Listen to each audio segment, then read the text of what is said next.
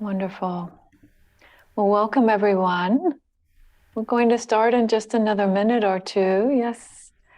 And we're just allowing folks to arrive and settle in. We'll begin in just a few moments. All right, welcome everyone. A very warm welcome to all of you. It is really a pleasure to see you all gathered here today. My name is Dhammadīpā, and I am going to be introducing folks along the way here during our event. So thank you for joining us for this annual gathering for Buddhist Global Relief. And in particular, I want to point out that you've made it here and you're hearing the sound of my voice, but if you have any kind of technical questions or difficulties, you can feel free to touch base with Yvonne, our wonderful, talented technical specialist there. She's volunteered to be that person for you, so you can just chat her individually if you have a comment or a question that relates to the tech. So first of all, I would like to just say a few words about our event. So the title this year is Creating a More Compassionate World. And we're going to hear from folks who are actively doing that right now, these days. And we're also going to hear something about how to support that going forward, how to support that continuing to happen in the future. But what I hope that you will see today in these sharing that's going to be happening here, the presentations, the Dhamma talks, is that really what we're doing is we're here to honor and to celebrate relationships, because that's truly how we see compassion in the world. We see it when people are helping each other, when folks make the effort to uplift people who are experiencing suffering. And when that happens, they are uplifted and they find new ways to relate to their own sense of value as a person, to their families, to their communities, often to their heritage, and even the environment that they live in. And so we'll see some of those effects here today in some of the presentations. But really seeing that goodness in the world is, I hope, part of our effort also to strengthen our relationship with you, the folks who have come here to participate today, to be inspired by knowing that there is this kind of compassionate activity happening in the world, and inspired to provide the financial resources that drive this activity, that make it all possible, and that are so needed and so helpful. So with that, I want to just go over a little bit about what to expect during the program today. So we're going to begin in a few moments with some words from Venerable Bhikkhu Bodhi, our chair of Buddhist Global Relief, and Kim Behan, our executive director.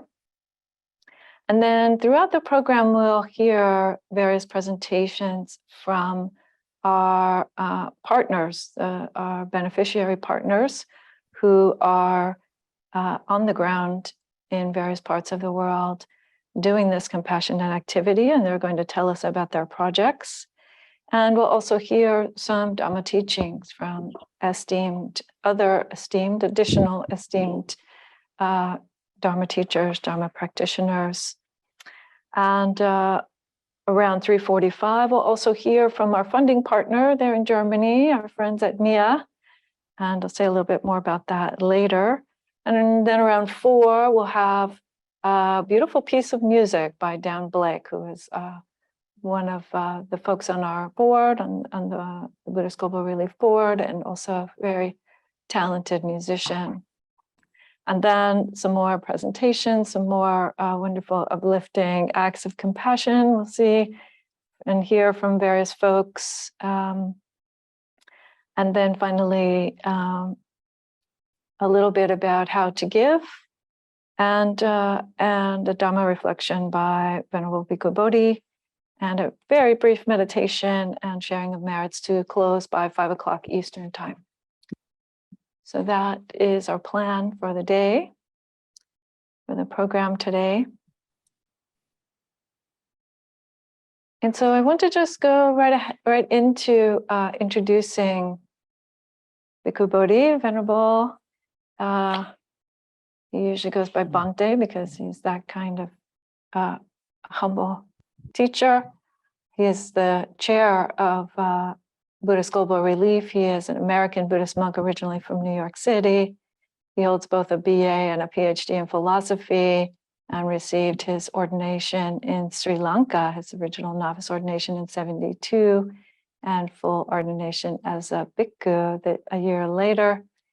He is formerly the editor and president of the Buddhist Publication Society in Kandy, Sri Lanka, and he returned to the US in 2002 and resides at Chuan Yen Monastery there in upstate New York.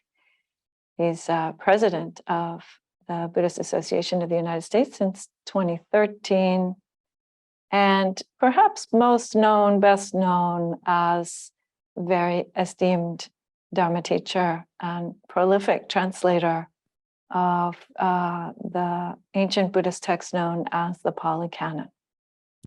So thank you, Bhante. Please share some words of welcome with us. Okay, thank you for that introduction. Are you hearing me okay? Just a test. Yes. Okay, and I want to welcome everybody who's joining us this afternoon, or maybe for some of you this morning, perhaps for others this evening.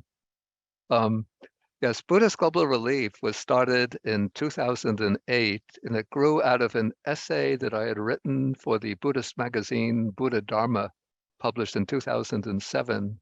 And in that essay, I gave expression to my own thought that for Buddhism in the West to really flourish, it's necessary for us not only to treat Buddhism as a system purely of internal spiritual practice, but we also have to be able to give active expression to the core Buddhist values of metta and karuna, of loving kindness and compassion, particularly by reaching out to help some of the people who are facing the most degrading, severest, most heart-wrenching problems in their everyday life. And so we started with a small group of people in 2008, and with about, I think, $40,000 in our account. And over the years, we've been growing by leaps and bounds, so that now we support and sponsor about 50 projects around the world. It's been quite heartening and encouraging to see the great amount of support that we've receiving, both by way of donations and also by way of moral encouragement from other Buddhists and even people who are not Buddhists but are still sympathetic to the values of Buddhism. And the reason why Buddhist Global Relief has been able to flourish so successfully, at least one of the primary reasons, is because of the very active, dynamic person that we have as the executive director of the organization. And this is Kim Behan. Kim started off as one of the original group of board members. Originally, she was the chair of the projects committee.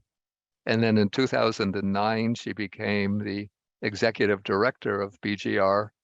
And she has been working so hard, but so skillfully since 2009 to really develop and transform Buddhist Global Relief from just a small group of devoted activists into this very, very effective, very successful Buddhist philanthropic organization, which has very high ratings now. I checked it out on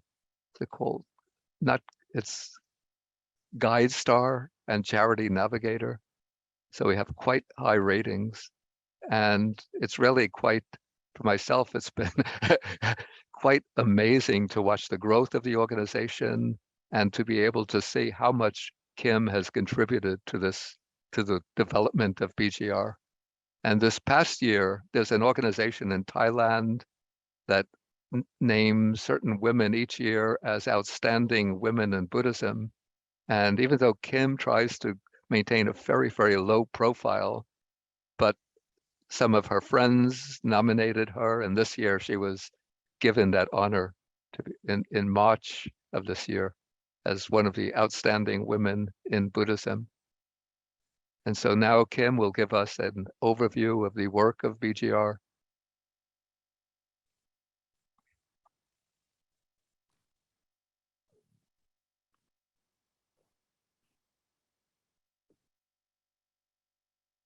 Thank you so much, Venerable Bhikkhu Bodhi, for the introduction. And thank you, Dharma teachers and friends, for joining us today. I'm very happy for the opportunity to share with you the many ways we're working at Buddhist Global Relief to create a more compassionate world. I have prepared a PowerPoint presentation, which I would like to share with you.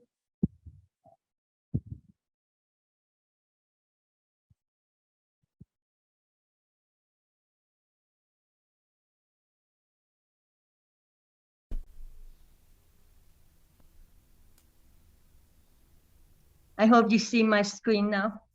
Thank you.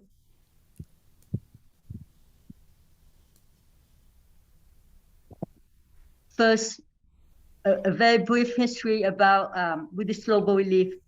The organization was established by Venerable Bhikkhu Bodhi and a number of his students back in May of 2008, with the vision of lifting the people up from the depth of poverty, hunger, and despair. According to Action Against Hunger, one of our partners, as of today, there are about 829 million people globally who are undernourished. And there are millions more who suffer from hidden hunger. They get sufficient calories, but lack nutrients, vitamins, and minerals.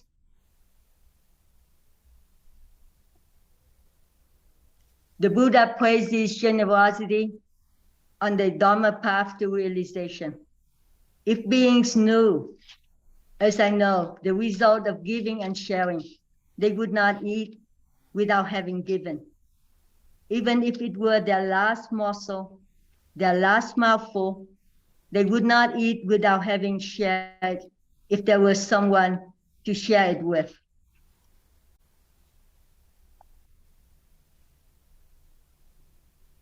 The teaching on generosity lies at the heart of Buddhist Global Relief and has been our motivation for the past 14 years to carry out our mission to feed and educate children and to empower women by giving them livelihood skills as well as agricultural training so they can feed themselves and their families. Buddhist Global Relief works in partnership with organizations already operating on the ground in the countries we serve. A few of our partners are large NGOs like Action Against Hunger and Care, but most are small, grassroots, and locally based organizations. And this is the map of where we work, with the countries listed by region. In the early years of Buddhist Global Relief, our projects were concentrated in the Buddhist countries of Southeast and South Asia. And with the increased support from our donors and supporters, we were able to expand our work to include countries of Africa, Central and South America, Haiti, and pockets of poverty here in the US. We are truly delighted to have many partners with us today to speak about the wonderful projects made possible by your generosity. Venerable Lekshe of Jamyang Foundation will speak about the Visakha Girls' School in Bangladesh. David Palmer of John Rose Foundation will join us from Haiti to share the breakfast and lunch meals program. Bhante Buddharakkhita established the first Buddhist center in Uganda and will speak about the Peace School and Orphanage Hunger Relief Program. Lotus Outreach International has been a partner of Buddhist Global Relief since 2009, and Genevieve Walcher will share videos about the rights for education and university scholarship programs. And Amrita Basu of Building Bridges will speak about the women's empowerment and organic farming programs to help the women in the Punjab region of India. And the biggest thing I want to share with you today is how many individual lives we are impacting right now from our 2022 grants, 135,039 individuals. And those individuals have family members who also benefit from our grants. And the number of indirect beneficiaries is over 237,000 members. So these numbers show that Buddhist Global Relief may be a small organization, but our impact is huge, life-saving and life-altering. This past year, with the unfortunate number of emergencies globally, in addition to our ongoing programs, Buddhist Global Relief also offers emergency grants to many organizations to help the people in crisis. And these are some of the photos we received from Better Burma with the rice distribution to monastics in Myanmar, Karuna Trust with the food packages distribution to families impacted by the pandemic in Sri Lanka, and Humanity Aid Foundation with also food packages distribution to poor families in Uganda. I'd like to share the financial aspect of our work next. This chart shows our contributed support for the past 14 years. As you can see, BGR has maintained a steady growth since our inception in 2008. And for the past few years, with the most generous support from our Dharma friends, our revenue has exceeded the $1 million mark, which has enabled us to help even more people in need through additional projects, as well as increased level of funding for our projects. And this is the chart of our supported programs, which follow very, very closely the trajectory of our contributed support. The bars represent the grant funding amount, and the line represents the number of projects funded. In 2008, we started with 3 small pilot projects in Sri Lanka, Myanmar, and Vietnam for the funding level of about $15,000. And this past spring, the board has approved 56 projects with grants which total close to $1.2 million. Through our projects and partnership, we are changing thousands of lives. And this is our expenses by category pie chart. BGR started as an all-volunteer organization back in 2008. And as of today, we remain a mostly volunteer organization with a dedicated team of volunteers and a small stipend staff. And this has enabled us to keep our administrative ratio at 2%, fundraising at 5%, with 93% allocated directly to programs. And these are the core values we uphold at Buddhist Global Relief. One of the most important aspects of our work is our close collaboration with our partners to understand the needs of those we serve. We are also accountable to our donors by using the funds they entrusted to us with utmost care. The values that guide us at Buddhist Global Relief are deeply rooted in the 4 divine abodes of loving kindness, compassion, altruistic joy, and equanimity. And for the past 14 years, under the most excellent guidance of our dear teacher, Venerable Bhikkhu Bodhi, and the board, every day of work for Buddhist Global Relief is a day of practice of compassion for those in need, and also a day of inner work to sustain our outer work. So thank you so much for your support. We're so appreciative of all of your help all these years to make this work possible. And on behalf of Venerable Bhikkhu Bodhi, the board and staff, and the entire BGR team, a sincere thank you from all of us. And I hope you enjoy the rest of the program. Thank you.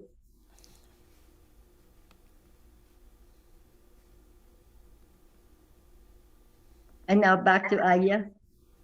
Thank you so much, Kim. It's beautiful to see the big picture there, to see how BGR has grown, and also just how many people are being supported, and really making how BGR is making the most of what it receives.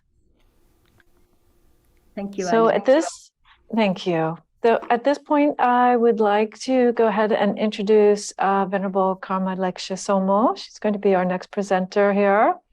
And Venerable Lekshe Tsomo is a fully ordained Buddhist nun, a scholar, and a social activist. She took her novice precepts as a Buddhist nun in France in 1977 and was fully ordained as a bhikshuni in Korea in 1982. And she is, for a little while longer, a professor at the University of San Diego, where she teaches Buddhism, world religions, and courses in dying, death, and social justice. And she is the co-founder of Sakyadhita International Association of Buddhist Women, very important organization that has uplifted and inspired many women to take up the monastic path of Buddhism. And she is the founding director of Jamyang Foundation, which is a BGR partner, and part of what she came here to talk about today. So Venerable Karma Lekshe Tsomo, please share your presentation with us. Thank you so much for being here. Thank you. Aloha, everyone. Very happy to be with you. Today I'd like to talk about a little bit about what we've been doing in Bangladesh and India, focusing mainly on Bangladesh. Buddhism is all about compassion. All of the Buddhist branches, all the different aspects or manifestations of Buddhism throughout the world focuses strongly on the value of compassion. But it's very difficult to nurture these seeds of compassion that we all have within us if we're hungry, if we're oppressed, if we're lonely, if we don't have enough water to drink or to water our fields with. And so I sincerely appreciate all of the work that BGF is doing. It's certainly made a huge impact in our work. So we began Jamyang Foundation as a practical application of the values of Sakyadhita International Association of Buddhist Women on the ground back in 1987, and it has grown until today. We support 12 monasteries in India, and we've started 4 schools in Bangladesh. And this is where I'd like to share my screen and show you some more about these projects. Okay, so starting from the beginning. Our project has been to nurture women's potential, in this case through Visakha Girls' School in Bangladesh. This school, oh dear, plugging in. Okay. This school was established in response to requests from people in a very remote area of Bangladesh, up in the Chittagong Hill Tracts, where there are Buddhist tribal groups living along the Burmese border, going through a period of tremendous conflict and invasion by outsiders who unfortunately appropriate their lands, endangering their livelihoods. And in these areas, women have traditionally not had opportunities for education. So we were asked to help change that, and that's what we've been doing. We know that the Buddhist tradition has a very strong place for women, affirmed by the Buddha. And yet over the years, sometimes women's needs and aspirations have been a bit neglected. So here's a picture of the South Asia, the Indian subcontinent. And over here you see Bangladesh, which was at one time a Buddhist country, but today is largely Muslim with minorities of Hindus, animists, and Buddhists and Christians. So you can see that children there, the little girls, are very beautiful, and so they're also vulnerable to trafficking. And we know that with education, all parameters change for societies, not only for women and for girls, but for the whole society as a whole. So education has been our priority. Not necessarily Buddhist education as we do in India. This has been general education, so that girls will grow into women who can support themselves, help their families, and so forth. The really important ingredient here is food, because without food, we cannot study properly. The children, when they first arrived, were so skinny and malnourished and depressed that they really couldn't focus on their lessons. And since BGF has been helping over the last 7 years, the situation has totally improved. So here's where we started with Vishaka Girls School, and you can see the poor girls were so sort of sad because they really came to school hungry and really had difficulty focusing on their lessons. So happily today they're growing into strong young girls and growing into strong young women who are going on for more education, and now they're smiling and they're adorable. This is their computer lab. So with help from our dear friends, we've been able, this year in particular was really a great step forward in that BGF helped us to support the construction of a new building which will allow us to go to junior high school. Without this opportunity for the girls to continue their education, they would drop out after 6th grade and be working in the home and in the fields.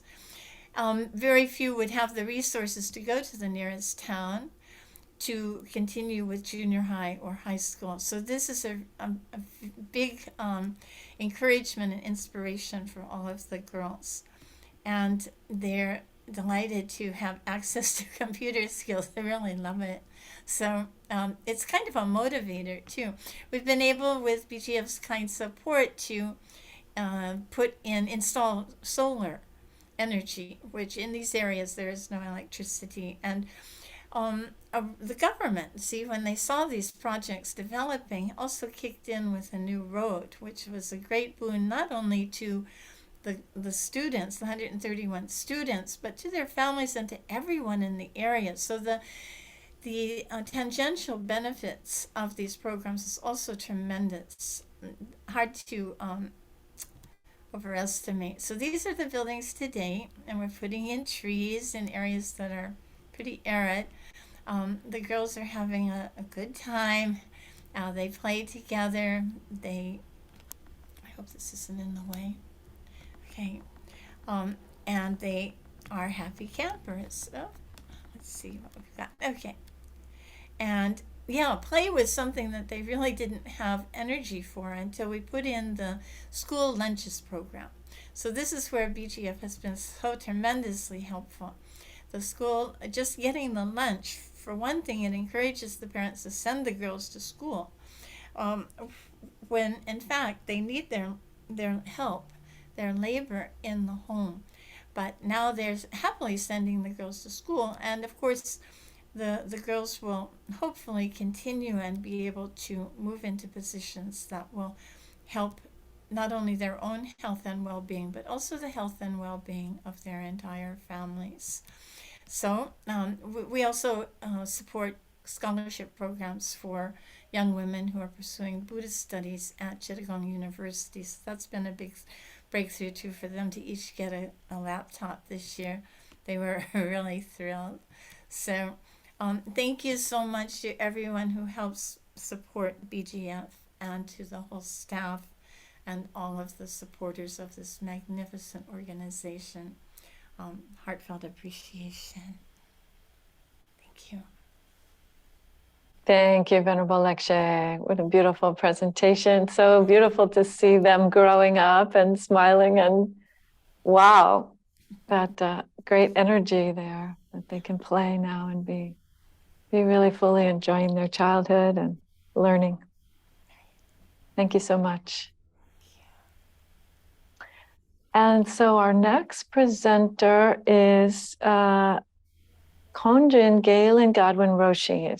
Is she here? Let's see. Okay, hello. So I have the pleasure of introducing Gaelyn Roshi. She's the abbot of Houston Zen Center and belongs to the school of Soto Zen that is in the lineage of Shunryu Suzuki, the founder of San Francisco Zen Center. She received ordination as a Zen priest in 1991 from Tenshin Reb Anderson and Dharma transmission from him as well in 2003. And she is a member of the Soto Zen Buddhist Association and served as president of the board, and is currently on the advisory council for the SCBA. She's also a member of the American Zen Teachers Association, the AZTA. And under Roshi Gaelyn's leadership, Houston Zen Center organized walks to feed the hungry back in the years before the pandemic, when we were still doing in-person walks. And she is presently also an advisor for Buddhist Global Relief. So welcome, Roshi. Thank you so much for being here with us today. And please share your presentation with us. So much, Ayyā. Thank you, Bhante, for inviting me. It's an honor to be here. And we really are, this is our way of being together. We really are together now, right now. This is our time. I'd like to invite us all to share 3 breaths together. So, breathing in together, know we are alive. Breathing out, allowing peace. Breathing in, allowing body and mind to be calm and at peace. Breathing out, calm, peace.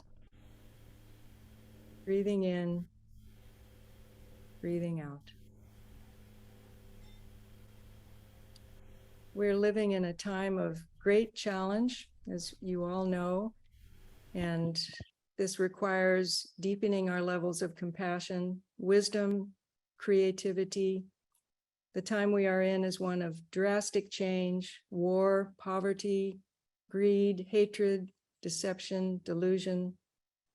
The world is calling us to see this all clearly, to look as the Buddha would look, Gautama's unblinking eye. Don't sleepwalk through the world, the artist Wolfgang Tillman says. Walk through the world seeing everything around us, what is us, just as it is. We can clearly see that we live in a world of structural inequality, where abject poverty is experienced by people living right alongside other people who are living in luxury and comfort. We are part of this structure also, and we can help each other see our place in it. I live in a city with great structural inequality, and I live in a Zen center that is open to everyone to come for refreshment as well as insight. Once we've been refreshed, we act, we return to action. Our actions are our only true possession, as the great teacher taught us. Our actions come from what we know, and knowing clearly where we are, opening our minds and hearts to what we can do is our strength. It is important to know that all the tools we need to address our most difficult challenges are already present in the world. This includes the tools of science and technology, but also among the tools within our reach is the ability to focus our attention on the signs of positive change. The measurable evidence, for example, that some of the trends toward climate disaster are turning toward repair, as Rebecca Solnit writes. Our Buddhist teachings can help our world turn toward understanding, generosity, compassion, and turn away from destruction and selfishness. We can join our efforts together and move toward kindness and love. The Bodhisattva vow to wake up for the benefit of all beings takes the form of 6 more tools: generosity, ethical discipline, patience, vigor or diligence, meditative concentration, and wisdom. For this moment, the tool of vigor or diligence is our ally to meet despair or indifference. With understanding enhanced and energy cultivated, despair and indifference melt away. We know that our actions matter. Ethical discipline arises naturally from understanding our complete interconnectedness with each other.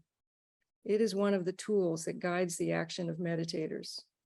Our every action can benefit countless others.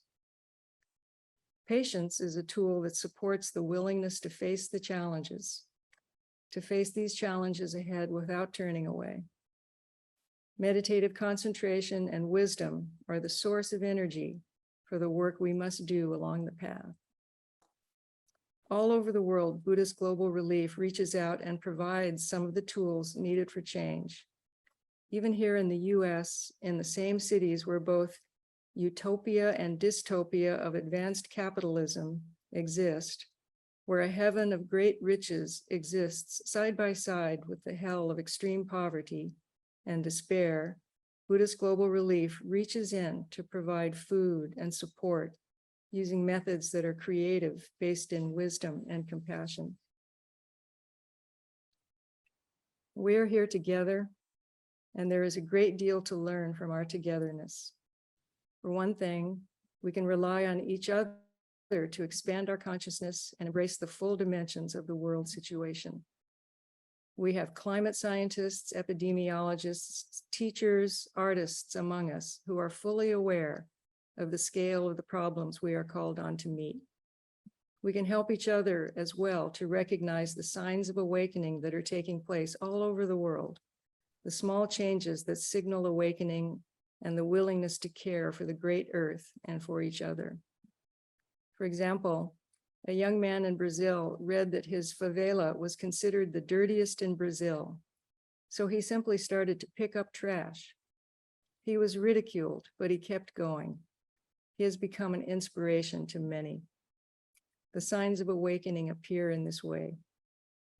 So let us encourage each other to keep our minds clear and our hearts open to our world and to each other, and to bring everyone along toward peace, compassion, and well-being. May all beings be happy and free from suffering.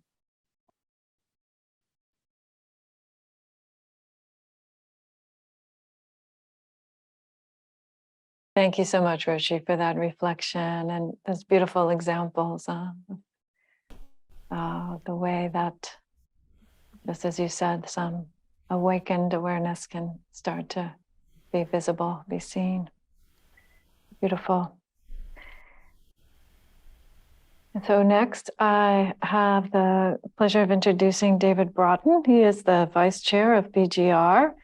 And before retiring very recently, in the spring of this year, he spent 40 years leading social service and behavioral health agencies.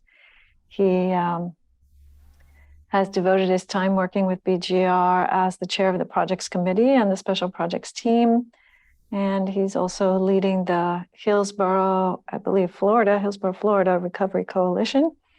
which seeks to support persons recovering from substance use and mental health disorders.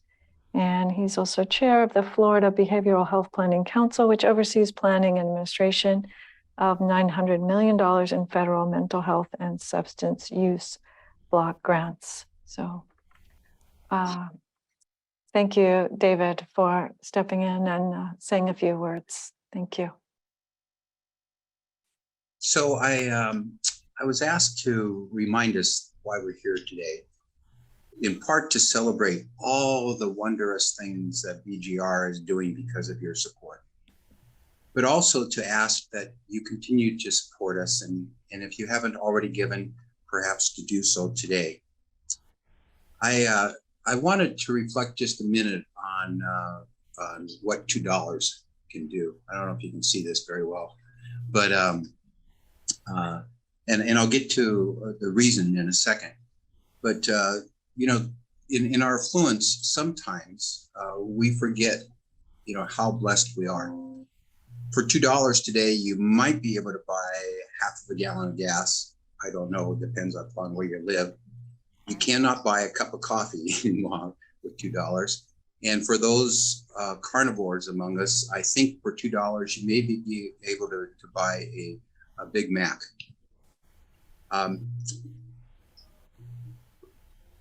The other day, we received a proposal from an orphanage in Thailand. And what struck me about the proposal was that they were asking for our help in feeding girls, 50% of whom were orphaned, either had been abandoned by their parents or one or both of their parents had died. Many of these girls, without our support and help, would be, as we already noted, subject to sex trafficking and all sorts of horrific things. They would have no future. But with our support, they have a future. What was most outstanding for me in the proposal is they were asking us to sponsor the food program. And when I looked at the numbers and what the cost was per day for each of these children, it came down to $2. $2 to provide 3 nutritious meals. $2 that if I were to drop these $2, I wouldn't even know that I had done so and probably would never ever miss them. But it also points about how a little bit can do so much. $2 a day, you can support a girl and provide her 3 nutritious meals. You know, for $730 a year, you can support that girl for 365 days. So it doesn't matter how much you're able to give or how little you're able to give. Whatever you are able to give can make a huge, huge difference through Buddhist Global Relief. Thank you for being here. And I think there's, in the chat, there is a link for you to click if you would like to donate now or later on after the program. But whatever you can give will be deeply appreciated and will make a profound difference as you're hearing, you know, through all these presentations. Thank you. Thank you, David. Yes, what a great example, the kind of effects, beneficial effects that we can have. And so next I have the distinct honor of introducing David Tyler Palmer. He is the founder and president of Joan Rose Foundation, one of BGR's longtime partners in Haiti. And he's here to speak about his organization's food programs and the nutritious meals that are supporting hundreds of vulnerable kids there in Haiti. So thank you, David, for joining us. And please tell us more about your program. Thank you. Appreciate the introduction. I'm going to share my screen here. I think it'll work. Share.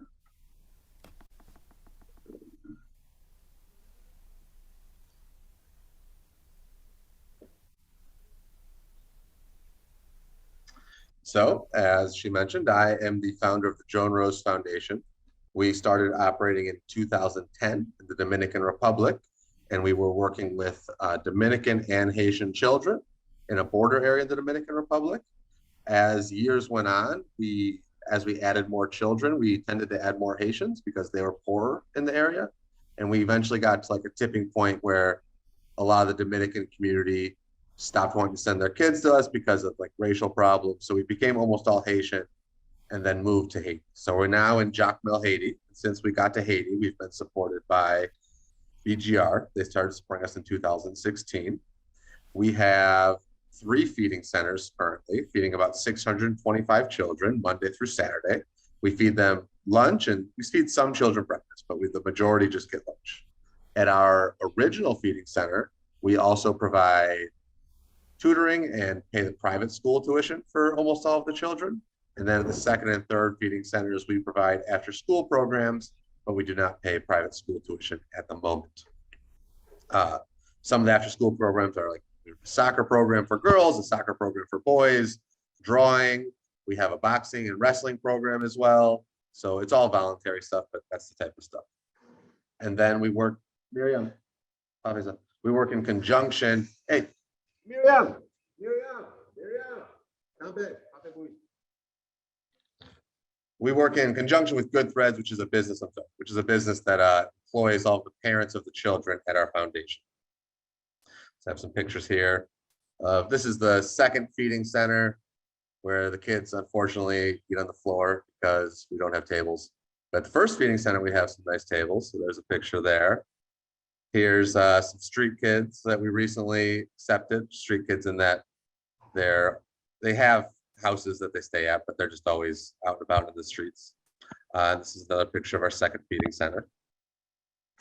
Some success stories from Joan Rose Foundation are, here's Manuela. Manuela is a young woman who's been with us since 2014. She is graduated from high school, one of the first people in her family to do that, and will be attending college in the fall. Here we have Luis Mani. Luis Mani was one of the original 40 children we had back in 2010, along with her sisters. She is graduating from high school this spring, hopefully, assuming Haiti has school again, and will then attend college next fall. Again, Luis Mani, I don't think anyone in Luis Mani's family has ever graduated from high school, much less attended college, or Manuela's. So I think both are good examples of what these extremely capable children are able to achieve if they have a chance. So I wanted to talk a little bit about our experience working with BGR. Oops, sorry.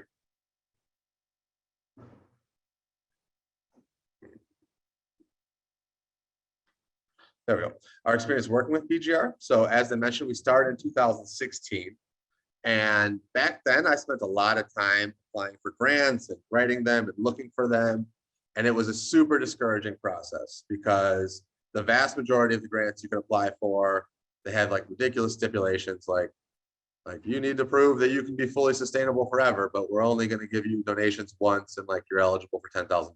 But like go change the world and prove how that $10,000 is going to do it. And so it's something that I actually just gave up on. I don't even spend my time looking for grants anymore.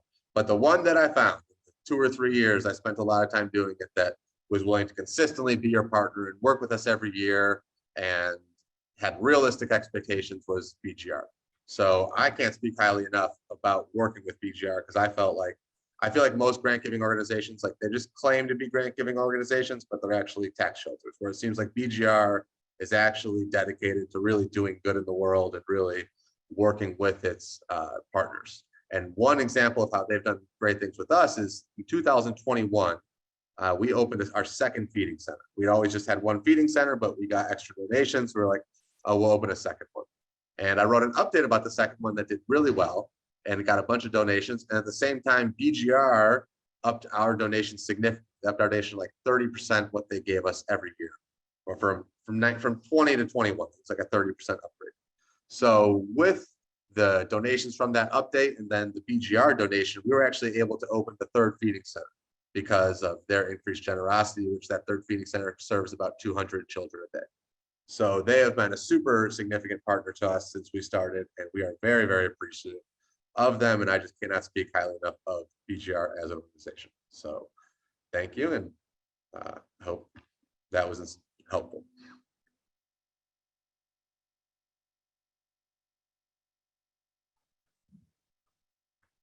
Wonderful, David. Thank you so much for sharing your presentation and for your comments. It really helps, I think, everyone to hear a little bit about how our philosophy of working closely together with folks like you who are right there with the kids, with the beneficiaries, and wanting to help is actually productive. It actually turns out to be very helpful all around.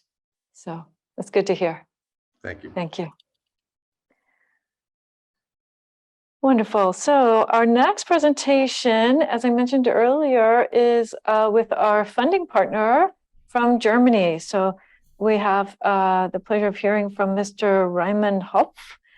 His name is German, so I apologize right away if that is not the proper pronunciation. But Raimund is a Theravada teacher of the German Sutanta community, and he is the initiator and founder of Buddha Talk and of what translates from German to English as Compassion in Action, or affectionately known by us as MIA, and our very close partner with BGR, really making it possible to do more with the folks who know that we know can benefit and can put to good use some additional funding. So thank you, Raimund, for being with us, and please tell us a bit about your organization. Thank you, Ayyā. Yes, we are very happy actually to be the new, now German-speaking little sister of BGR, but very soon, hopefully, the European sister joining in for this wonderful work, helping people who are in need. And since I prepared a presentation, I have left only some seconds to say a little bit of us. There are some more on the video here from our group. Some are sitting here. We started in 2020 with collecting donations. We started literally from zero and had to borrow money from BGR to actually support some first 4 projects. We finished the year by 50,000 European donation. We reached more than 25,000 the following year, and this year we could contribute 50,000 or collect 50,000 euro, and hopefully that will grow on. By now we have 7 projects that we support along with BGR, and we have another one which is an emergency refugee and war victim help for Ukraine people. And that's basically where we are now, and we hope we can do more in the future. And now please look with me at a small video that was a request of BGR to show, and it has subtitles in English, so you may look below, and also I will put a link in the chat right now where you could find a little first English website of our work, and also this video if you can't see it here.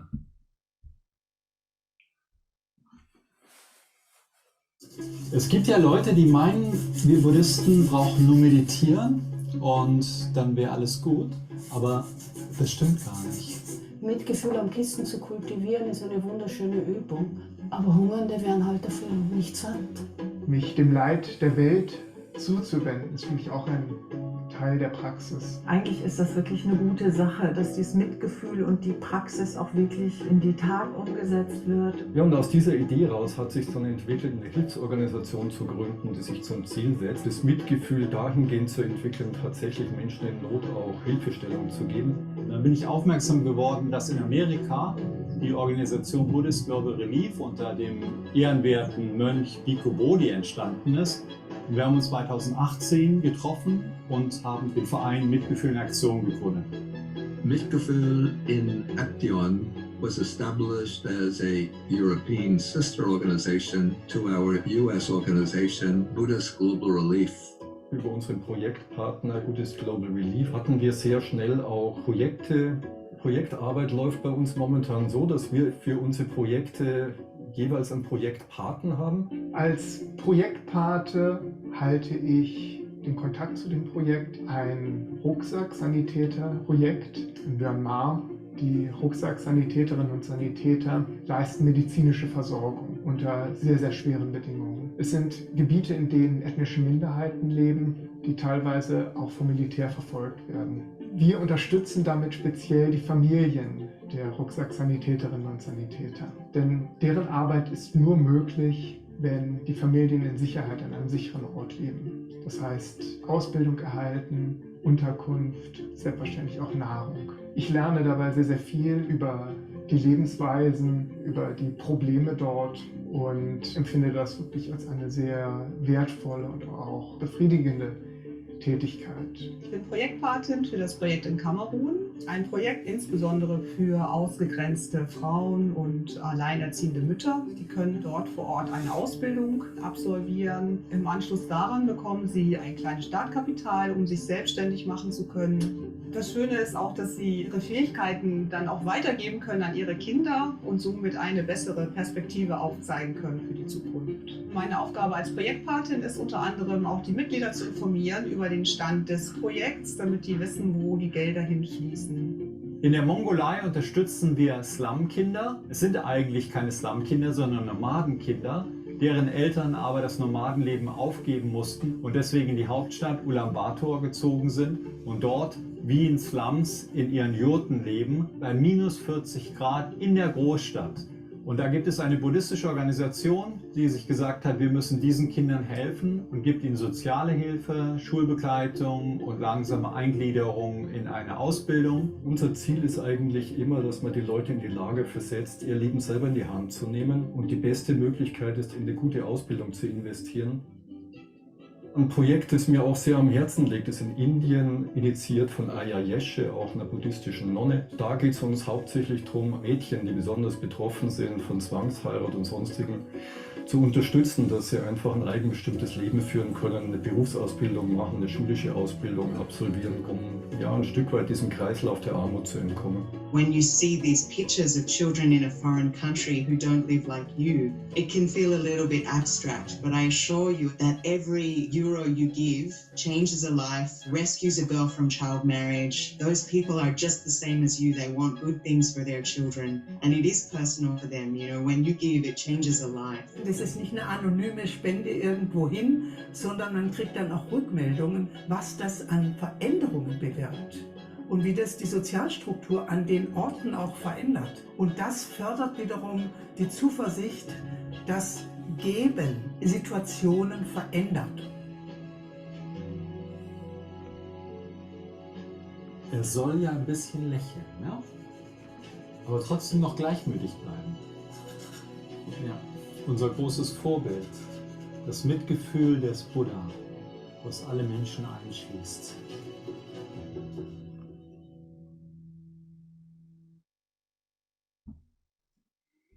Thank you very much.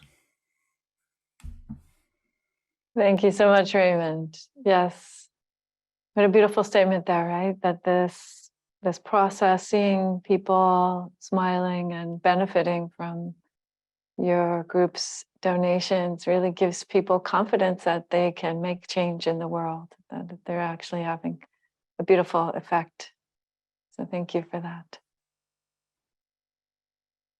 Wonderful. And so our next speaker is also going to give us some information about one of our project partners. Going to talk to us is Bhante Saranapala.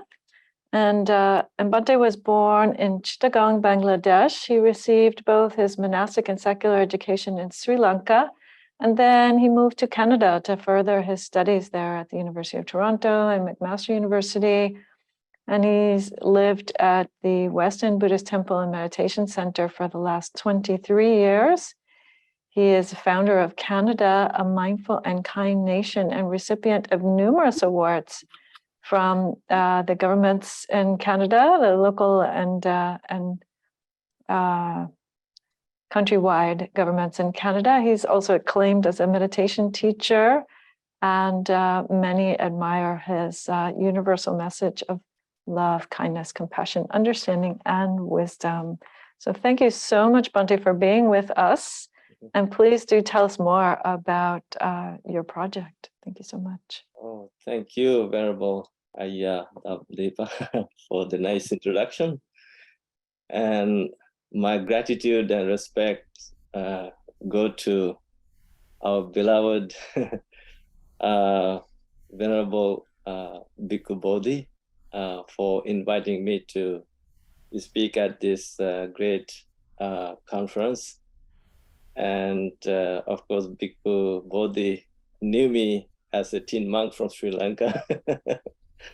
So I'm very happy to be invited to speak at his BGR conference. I have so many stories to tell people. Probably you have seen some pictures of Canadian police meditating in 2016, the program which went viral in the world. And many people came here and invited me into different countries to do the similar program for the police officers. So with this intention, with this attention in mind, I started a global movement. That is, at the moment, I call Canada a mindful and kind nation, as you can see in the background. And my global movement is to call every country a mindful and kind nation. So I had a conversation with our Canadian Prime Minister, Justin Trudeau, about this. And also United Nations invited me to make a presentation on this movement at one of the United Nations panels in 2020. United Nations has a program, 2030 United Nations Development Goals, and they have included my principle as one of the development goals. And that is kindfulness, is coming from two words, kindness and mindfulness. Probably this word is very familiar to you. It was Ajahn Brahm who coined this word, but I borrowed his word to start the global movement. So I'm encouraging the world to embrace kindfulness in 2 steps. Be mindful to be kind to yourself and be mindful to be kind to others.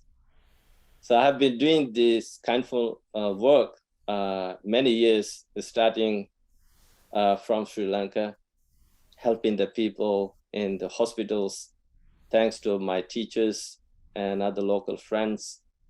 And then when I moved to Canada in 1994, in 1995, I started a youth group I call Buddhist Youth Council, and started feeding the homeless people in downtown Toronto. Since 1995 till this year, we have been doing this now almost 28 years. So I'm trying to make an awareness of kindfulness, and I'm promoting mental health, happiness, and peace through the principle of kindfulness. And this is not a religious thing or cultural thing. Anyone can become mindful, anyone can be kind. So I show our kindfulness in so many ways. And especially when I was appointed as the Buddhist chaplain at the University of Toronto in 1999, I got to listen to some stories of the young people.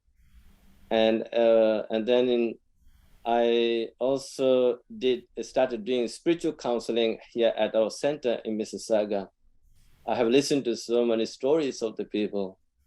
And after listening to all these stories, I realized people are going through so much struggles and many struggles and pains. So there's simple practice that I'm encouraging people to embrace. That is to be kind to themselves and also to be kind to others.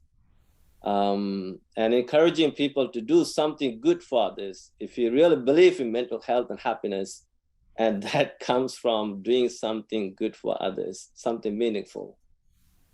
So to make an inspiration to motivate people, I started doing a lot of work, and I have made a 1 minute video presentation, which I would like to share with all of you.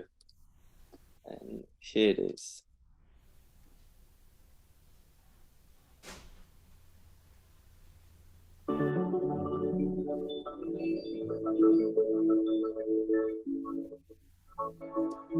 Hello everyone, I am Bhante Saranapala, the Urban Buddhist Monk. Today, I would like to give you my sincere thanks and blessing for coming forward and helping others through our organization, Canada and Mindful Foundation. During the COVID time, we sent help to Sri Lanka, India, Bangladesh, Myanmar, Indonesia, Cambodia, Congo, Uganda, Tanzania. Of course, we also help people here in Canada. Together, we were able to help thousands of people in these mentioned countries, sending out the medical, food supplies, and other needs through your act of generosity. You all are amazing people. You're very kindful people. If we can be mindful to be kind to ourselves, we will be happy. If we become mindful, be kind to others around us, and the whole world will be happy too. Let us continue to perform this good karma for our own happiness and for the happiness of the many, especially with those who are suffering around the world. With this in mind, once again, I would like to give you my sincere thanks and blessings and express my gratitude. And thank you so much. May you be well, happy, and peaceful. And may all sentient beings also be well, happy, and peaceful. Thank you.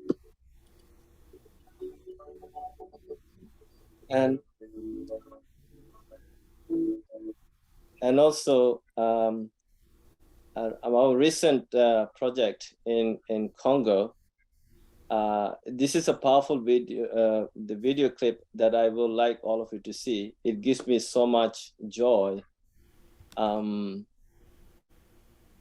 So give me just a second, please. All right.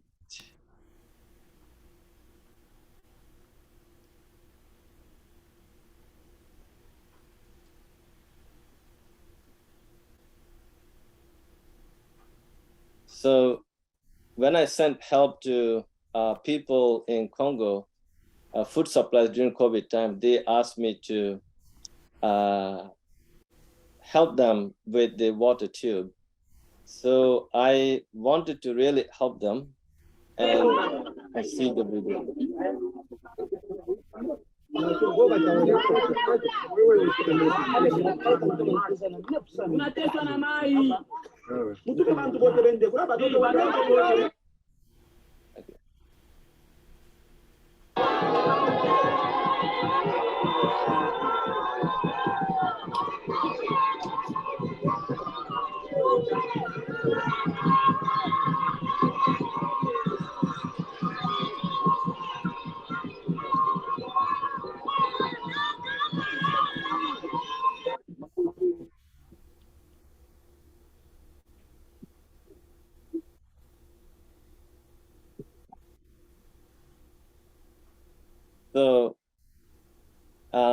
So, you know, I do this kind of work in 14 countries, and I just want to help people and make a better world. And I have a good heart for the world and people, and I just want people to be happy. And this is also based on one key principle of the Buddha, Sabbe Satta Bhavantu Sukhitatta. May all sentient beings be happy. So thank you so much. Thank you so much, Venerable. It's lovely that that aspiration to bring happiness to the world, and then seeing so much happiness in that video, in those videos. It's very clear that it's actually manifesting. Thank you so much. Thank you.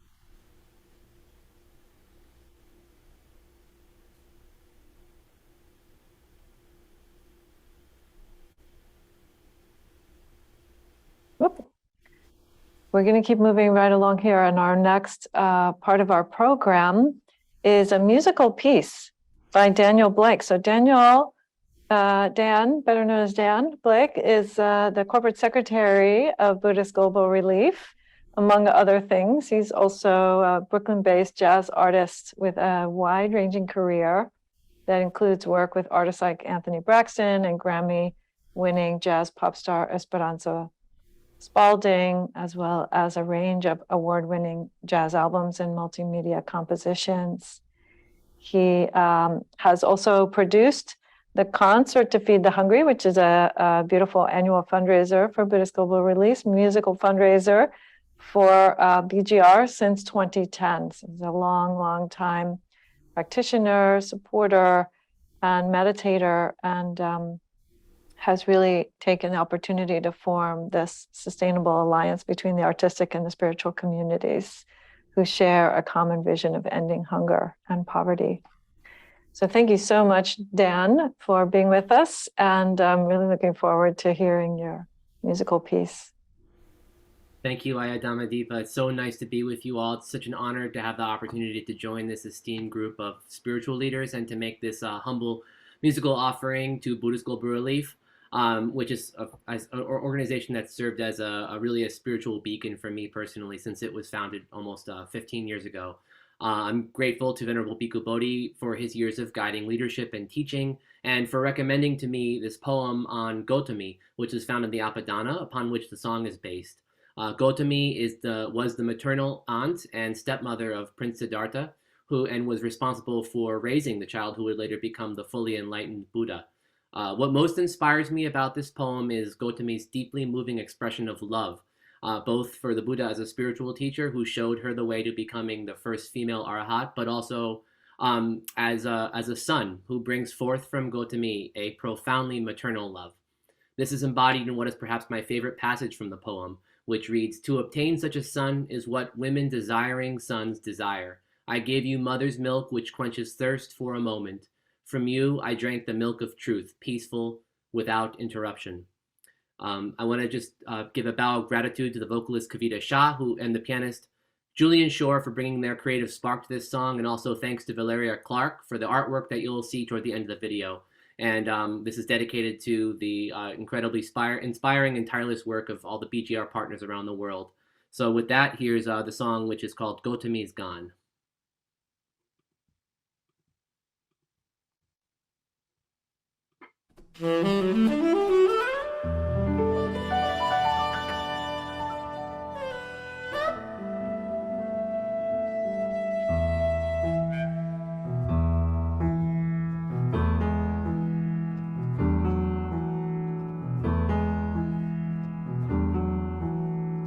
One day the great lamp of the world, the caravan leader for humankind, dwelt in the Mahavana hall among Vaisali's gabled roofs.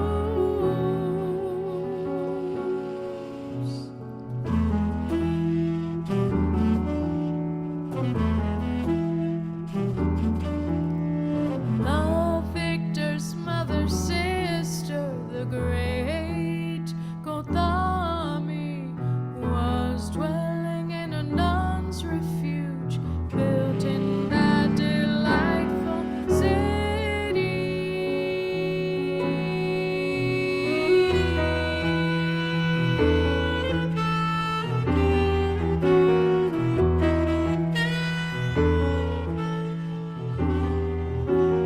At that time there was an earthquake, the thunder of the gods did roar, weighed down by grief the goddesses who lived in that refuge, piteously weeping shed their tears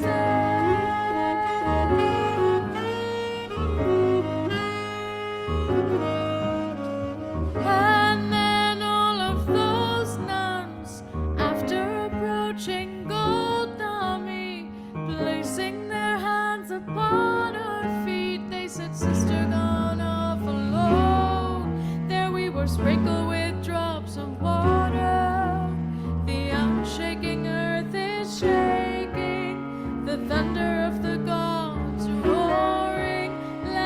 petitions are being heard. What then does this mean, Gautami? What does this mean, Gautami?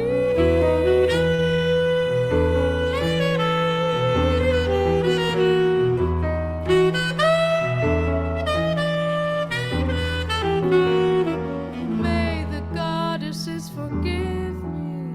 This will be my final vision of this nun's residence. I'll go to the unconditioned, where there's neither death nor decay. One doesn't meet the unpleasant, nor get cut off from pleasant things. One doesn't meet the unpleasant, nor get cut off from pleasant things, nor get cut off from pleasant things. Gautam is gone, Gautam is gone.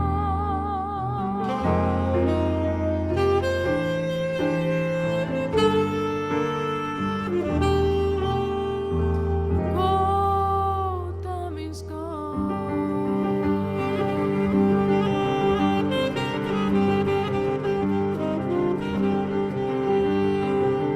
Then the faithful lay women, having seen her going along the road, came out from their houses and bowing down at Gautami's feet they said,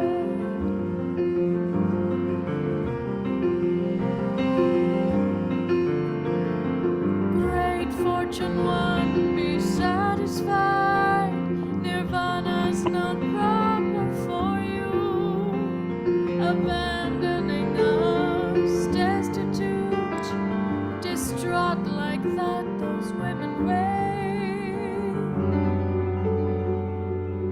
And Gautami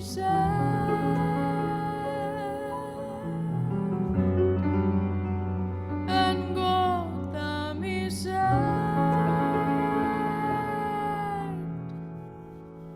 enough with your crying children. Today is your time to laugh. I have understood suffering, the cause of suffering's allayed. I've experienced cessation.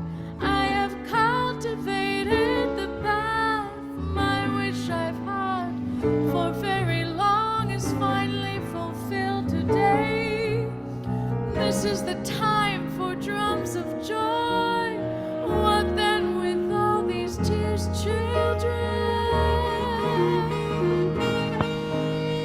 Gautam is gone, Gautam is Gautam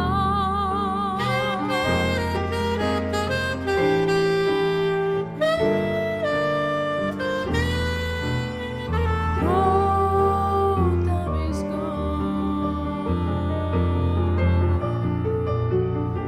I'm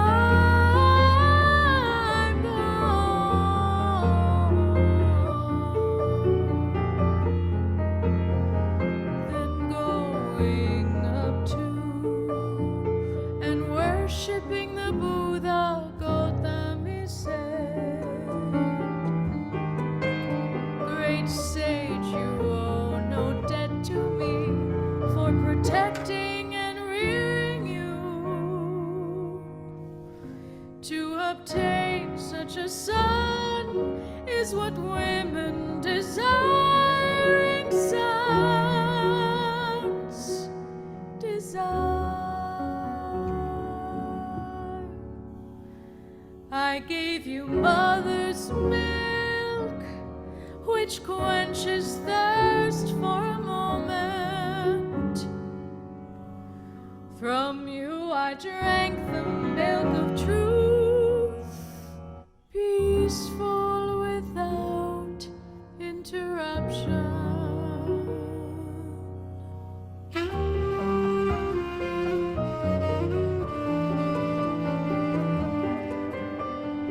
Chief of the world,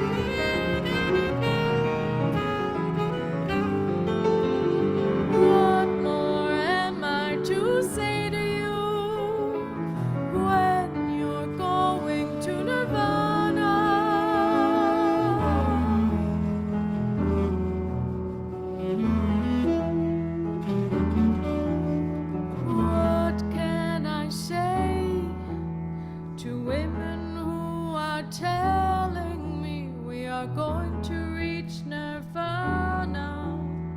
Know that now's your time for it. Gotami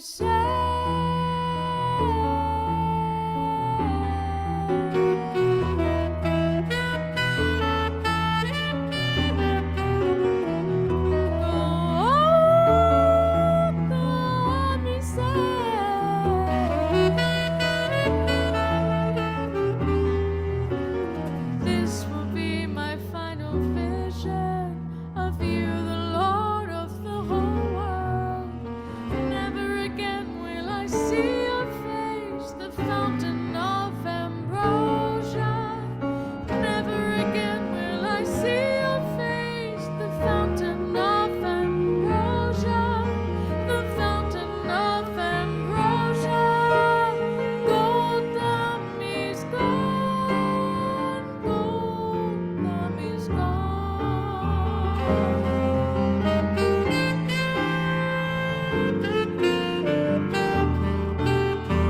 Gotham is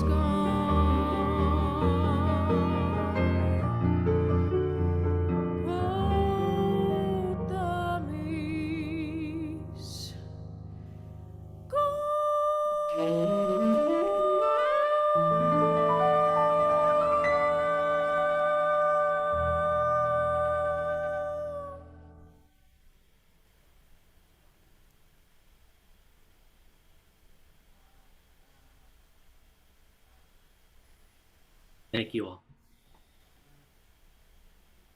Thank you, Dan. My goodness, what a moving, really beautiful, moving piece.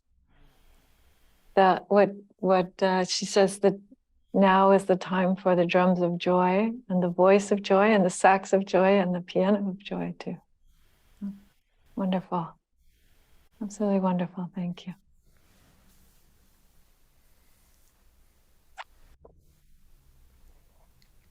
And so now I have the pleasure and honor of introducing Bhante Buddharakkhita. Venerable was born in Uganda, Africa.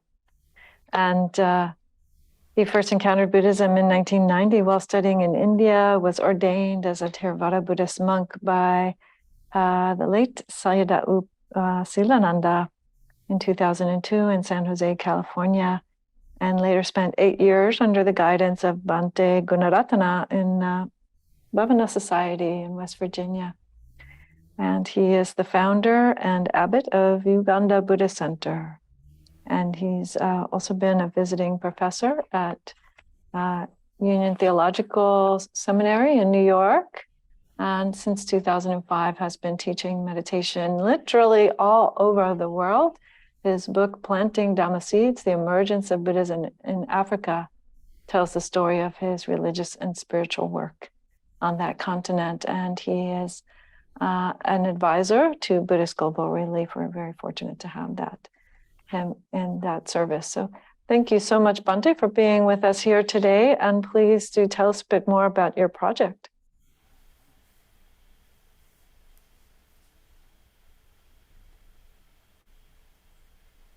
Thank you very much, Venerable Ayyā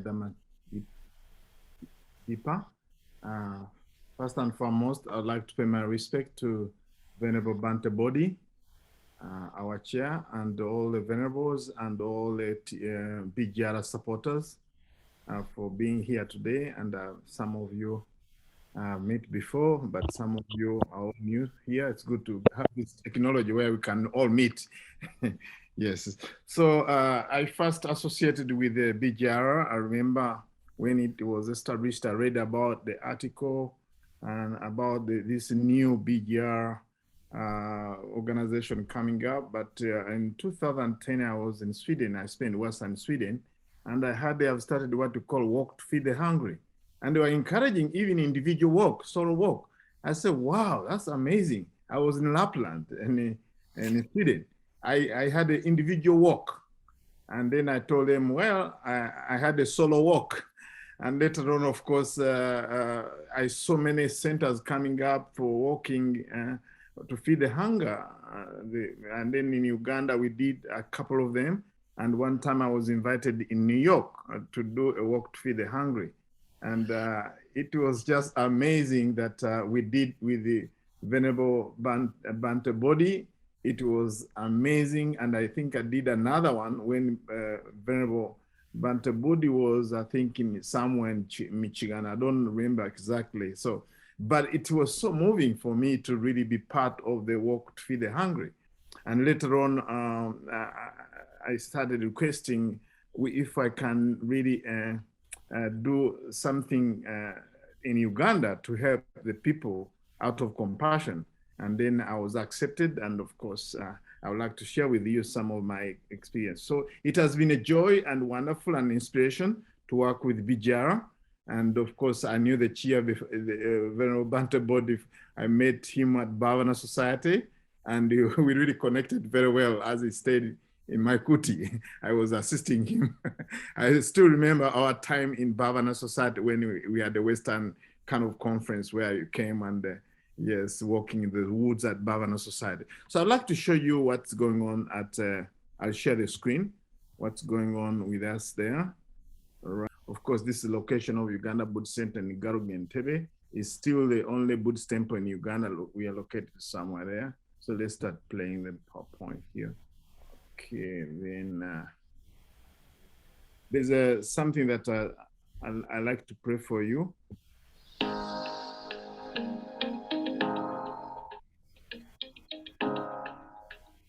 This is where school is located. This is the temple.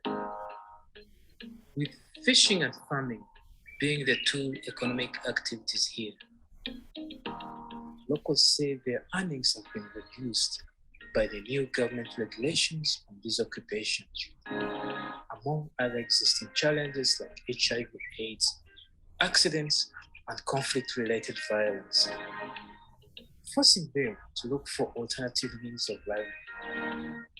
It is against this background that the Uganda Buddhist Center, in partnership with the Buddhist Global Relief, established the Hunger Relief Program for orphans and the Peace School and education program for vulnerable children. The programs provide nutritious meals to hundreds of orphans and vulnerable children daily. Uganda Buddhist Center also provides emotional support in the form of mindfulness training for these children.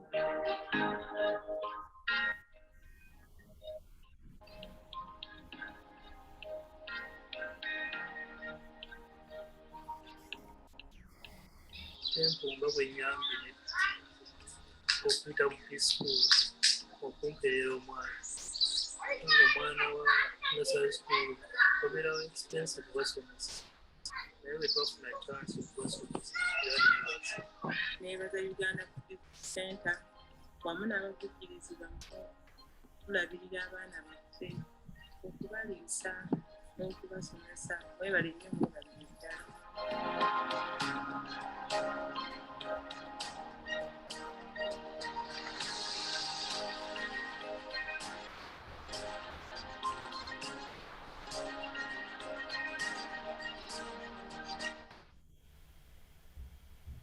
So that's the video, and basically these are what we call the hunger relief for orphans and education for vulnerable people.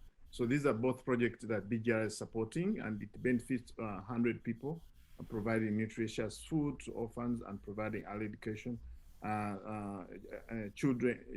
childhood education to vulnerable children in our surrounding area. So our goal is that no child should sleep hungry, and all should have the opportunity to attain basic education. So far through BGR funding, we have offered over 2,250 meals for to 20 orphans and 12 preschool children. And these are the beneficiary story we have. Elijah, Kaketo Elijah was born in 2013, and he's 9 years old. His father woke up one morning very fine and left for work. When he came back in the evening, his foot was swollen and feeling excruciating pain. When he was taken to the hospital, he ran mad and instantly died. till now, the family believes that Elijah's father died of witchcraft, which is very common belief, especially among fishermen and many local people in Uganda. Elijah's mother, with no any formal education background and no any set of skills, it is hard for her to provide for her family. When she had the opportunity of the hunger relief project at the temple, she quickly brought Elijah. The project coordinator did a background check and found that Elijah is desperately in need of support. He was then enrolled in the feeding program and later in the boarding at primary school. We have a primary school there later that we started this year. His classmates now know him as a vivid yet very charismatic, compassionate and hardworking child. So I express our gratitude to BGR. Uganda Buddhist Center is really very, very grateful, eternally grateful to BGR and all donors and supporters for supporting both the Peace School and the Hunger Relief Program for Orphans. May your generosity be a gateway to peace and final liberation. Thank you very much for your support. That's in my presentation. Thank you so much, Venerable. Thank you. You can really see the children benefiting from that, from your program there and doing such important work. Thank you. You're welcome, Ayyā. So next we're going to hear a Dhamma reflection by Reverend Kiyonobu Kuwahara. Kuwahara Sensei grew up in Hiroshima district of Japan. He holds a master's degree in Jodo Shinshu studies from the Institute of Buddhist Studies there in Berkeley and Ryokoku University in Kyoto, Japan. And he completed the PhD program also in Jodo Shinshu studies at Ryokoku. And since January 2018, he has served as the supervising minister of the Berkeley Buddhist Temple. So welcome again, Kuwahara Sensei, and thank you so much for sharing your words of wisdom with us. Yeah, thank you, Ayyā-san. Arigatou gozaimasu. Thank you very much. So good afternoon, good evening, or maybe even good morning. So my name is Kiyo Kuwahara, as I introduced, and I'm serving the Berkeley Buddhist Temple and then also the Buddhist Temple of Marine in California. So thank you, Venerable Bhikkhu Bodhi, and then the staff of BGR, Buddhist Global Relief, for coordinating this important event. So I also thank all the speakers and those who are here today, despite your busy schedule, right? So it's almost, 90 minutes since we started. Maybe some people, tired. Maybe you just turn off the video and then get the, grab a cup of coffee while I'm, making a presentation. That's fine. So this is a great occasion, right? So this wonderful event in which many people, many Buddhists get together from different places of the world, right? And then we can hear the words of wisdom from different speakers. I enjoy all the presentations and learned many things. So before the COVID, the BGR coordinated Walk for the Hunger, and then my temple, joined this event. And then this is one of the important, support event for the BGR. But due to the COVID-19, like this, we get together virtually. But this is great, technology tool for get us together, support, help each other. So I'm a Buddhist priest of Jodo Shinshu Buddhism, right? So let me share some screen with you. So I hope you see my PowerPoint. Okay, good. So I'm a Buddhist priest of Jodo Shinshu Buddhism. So Jodo Shinshu is a part of a Pure Land Buddhist tradition founded by a Japanese monk, Shinran. So please let me share some Dharma reflections from Pure Land Buddhist tradition today, okay? So the basic teaching of Pure Land Buddhism is to be born in the Pure Land. Especially in our tradition, we aspire to be born in the Pure Land. But the Pure Land Buddhism is to be born in the Pure Land. We aspire to be born in Amida Buddha's Pure Land. So being born in the Pure Land, we attain Buddhahood and start a new life as a Buddha to guide and or help those who still in suffering in this samsara. Then some people, listen to the teaching of Pure Land Buddhism may wonder, hey, so does Pure Land Buddhism just talk about after we die? How about the issues or problems during this lifetime in this world? Right? So these are very, natural and very important questions, especially for us Pure Land Buddhists. So now please let me share, image, right? So I was born at the temple family, grew up as a Pure Land Buddhist. When I was a kid, I heard many stories about Pure Land. Like, there are plenty of food and then nobody suffers from hunger or starvation in the Pure Land. I heard that, people in the Pure Land, they use a long, chopsticks when they have a meal. So if you don't use, chopsticks, please exercise your imagination. Maybe you can imagine like a long spoon or a long fork, right? So it's easy to get food on like, distant dishes, right? But these long chopsticks are not good when we bring food to our mouth, right? This is really long. It's hard to, put the food into our mouth. So why do they use such long chopsticks in the Pure Land? So they're not good for feeding ourselves, but those long chopsticks are good for feeding others. Okay, feeding others. So Pure Land is the manifestation or embodiment of Buddha's compassion. So everything in that land, in the Buddha's land, is also embodiment of compassion, even chopsticks. So in the Pure Land, not me first, but others first. Not me first, others first. So when we deeply and honestly reflect upon ourselves or things in our world, in contrast to the features of the Pure Land, or the land of purity, or land of compassion, what do we see? What do we see? Maybe, we see our self-centeredness, our narrow view, or way of life defiled our own three poisons, which are far from compassion. So I understand this is the significance of Pure Land. On one hand, Pure Land is where we attain Buddhahood after we complete this life.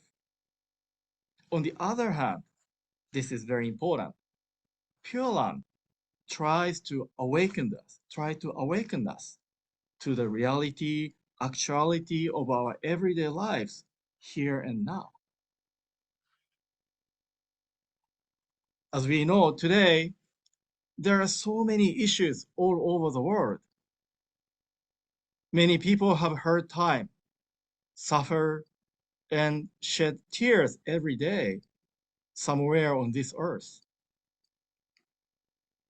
Of course, there are many people like, religious group, non-profit organization, social justice activists, politicians, who are working so hard on those issues. Among them, as Buddhists, what can we do? What can we do? As a Buddhist, what is our uniqueness? What is our unique contributions to improve the situations or solve those issues. Buddhism is the teaching of wisdom. Buddha's wisdom is sometimes compared to light. The light of wisdom removes or disperses the darkness of our ignorance or self-centered views. That's how we can become more aware of the impact of our actions, or we can become more attentive to others' suffering, people's suffering.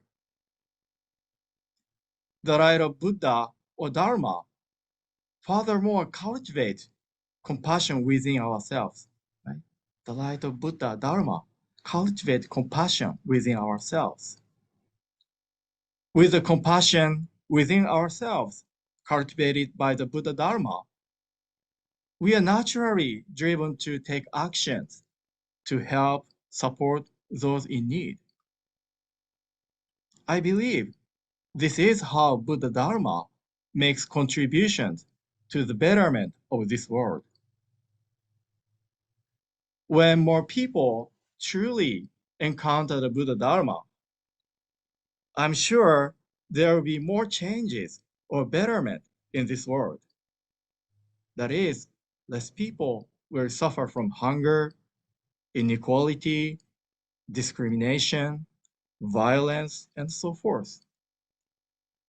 So not only the issue of hunger, starvation, but also any social issues can be improved or solved with the Dharma.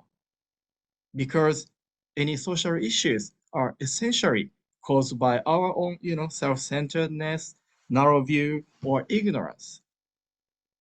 And the Buddha Dharma is the essential and the perfect remedy for them. So let us do our best to support those in need as a Buddhist, driven by the Buddha Dharma, within our heart. And then at the same time, let us share the Buddha Dharma with more people so that they can also receive such internal transformation and join us to create more compassionate world. Create more compassionate world. So again, thank you very much for attending, today's online session event, and then listen to my Dharma reflection. Thank you very much. Thank you so much, Sensei. I really hear your encouragement for us to attend to the suffering of others and to our own hearts and minds in a way that helps the world. I really appreciate that message. Thank you.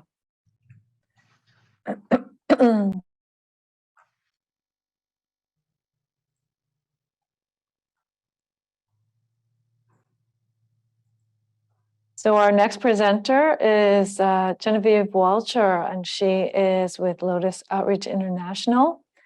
And Lotus Outreach is a long time partner of Buddhist Global Relief, and Genevieve has been with that organization since at least 2017, and she's very passionate about that work.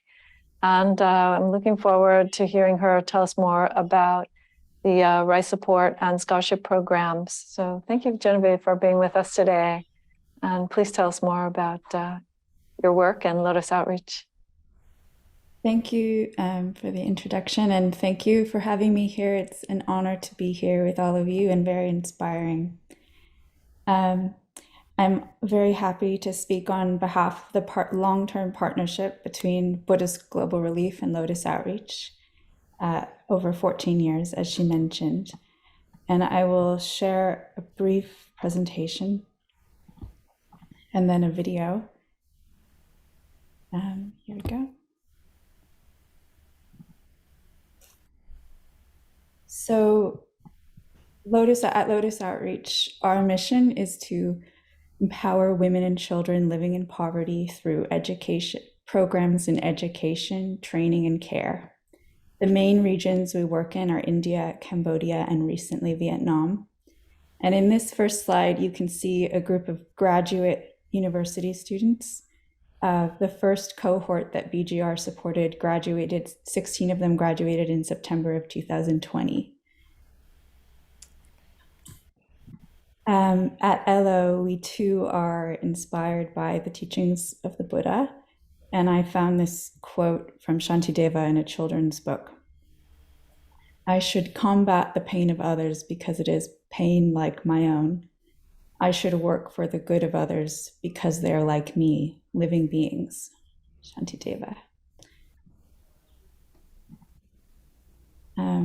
Little text heavy, but here is some more information about our partnership with Buddhist Global Relief.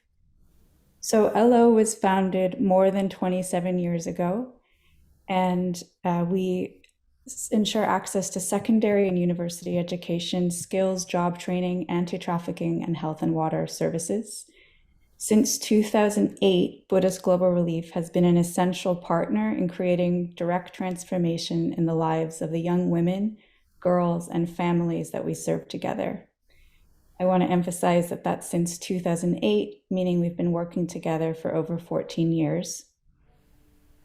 Empowering girls creates ripples of change generation after generation in the extremely low income and rural regions of Cambodia and India in which we work and partner.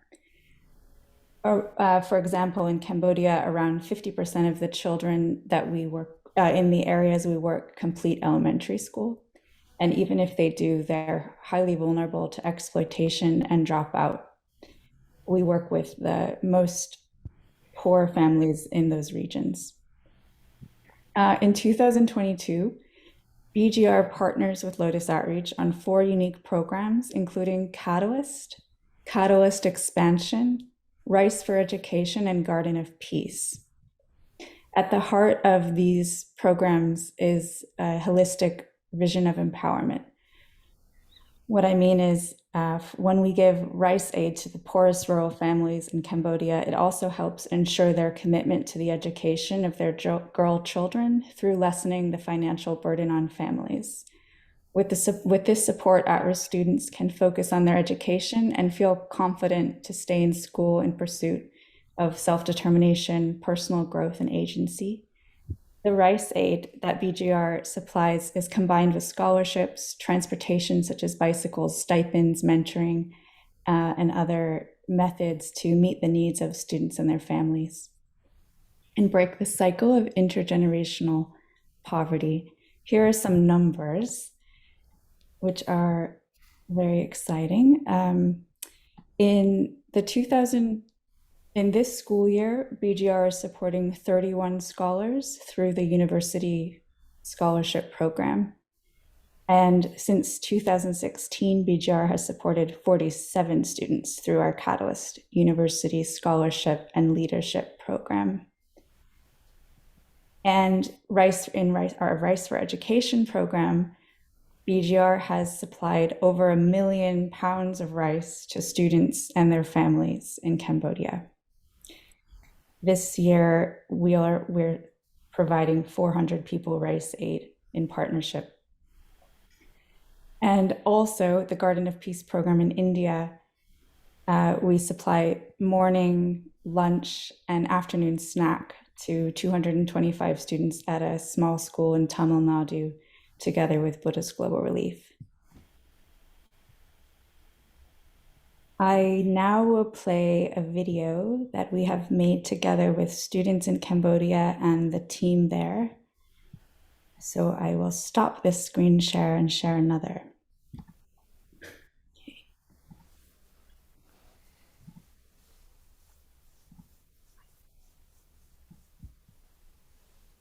Let's see. Is that coming through right? Yeah.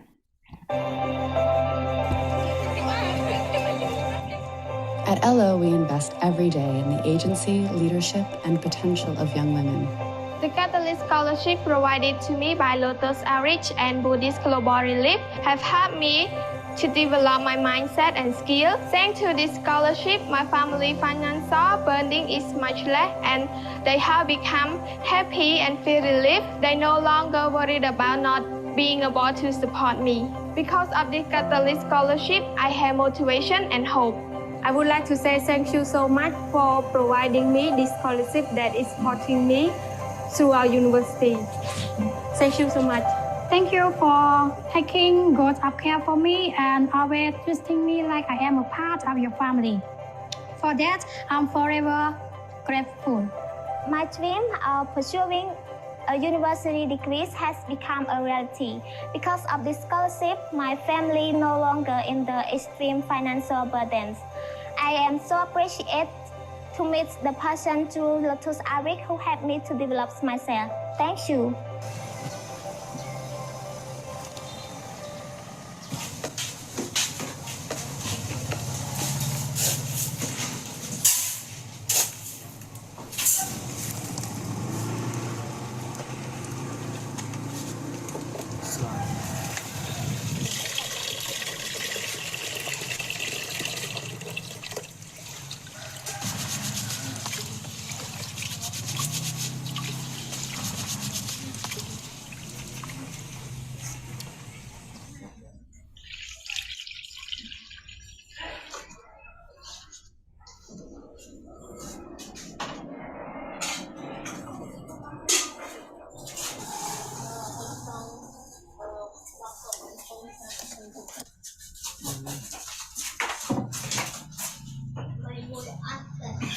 នៅក្នុងឆ្នាំ2021ខ្ញុំមានឱកាសនៅក្នុងការចូលទៅក្នុងអាហារូបករណ៍ដែលគេបានផ្ដល់ឲ្យខ្ញុំដូចជាសម្ភារៈសិក្សាកង់និងសម្លៀកបំពាក់ជាពិសេសម្ចាស់ជំនួយ BGR ដែលបានផ្ដល់ជាអង្គដល់រូបនាងខ្ញុំនិងគ្រួសារផងដែរធ្វើឲ្យខ្ញុំមានសេចក្តីរំភើបនិងជួយសម្រួលដល់គ្រួសារនៅក្នុងការហូបចុកធ្វើឲ្យខ្ញុំបានហូបឆ្អែតនិងទទួលបានកម្លាំងមាំមួនជាងមុនហើយធ្វើឲ្យខ្ញុំនេះលែងទៅស៊ីឈ្នួលនៅក្នុងការបោកកៅអៅគេដូចមុនទៀតធ្វើឲ្យខ្ញុំមានតែផ្ដោតទៅលើការសិក្សាហើយនឹងលែងភ័យបារម្ភនៅក្នុងការខ្វះខាតដូចមុនផងដែរជាចុងក្រោយខ្ញុំសូមអរគុណដល់ម្ចាស់ជំនួយ BGR ដែលបានផ្ដល់ជាអង្គមកដល់រូបនេះខ្ញុំនិងក្រុមគ្រួសារ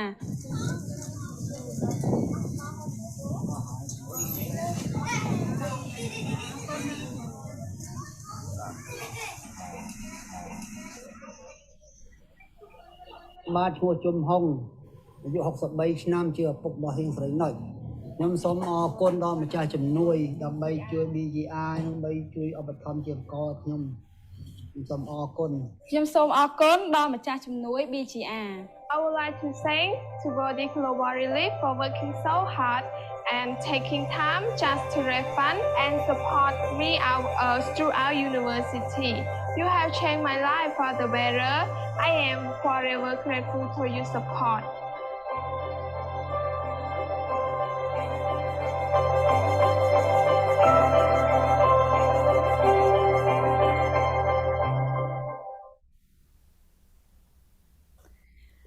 So thank you. I will just go back to the other.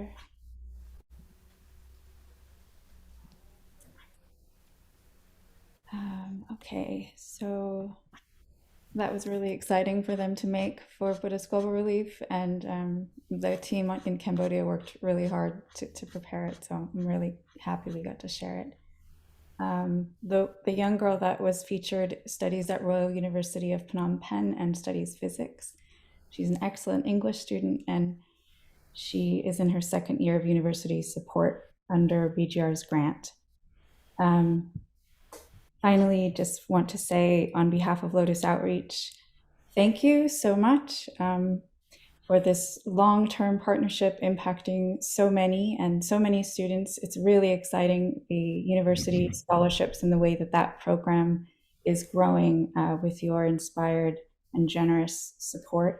The Catalyst program, which is our university program, is really now has 77 students, and these girls are very impassioned to not only live their best lives, but also make this world a better place to be for everyone. So thank you very much.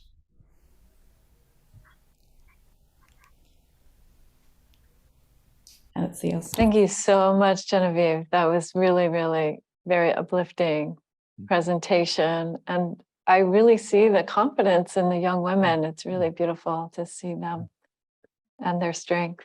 So thank you for sharing all that.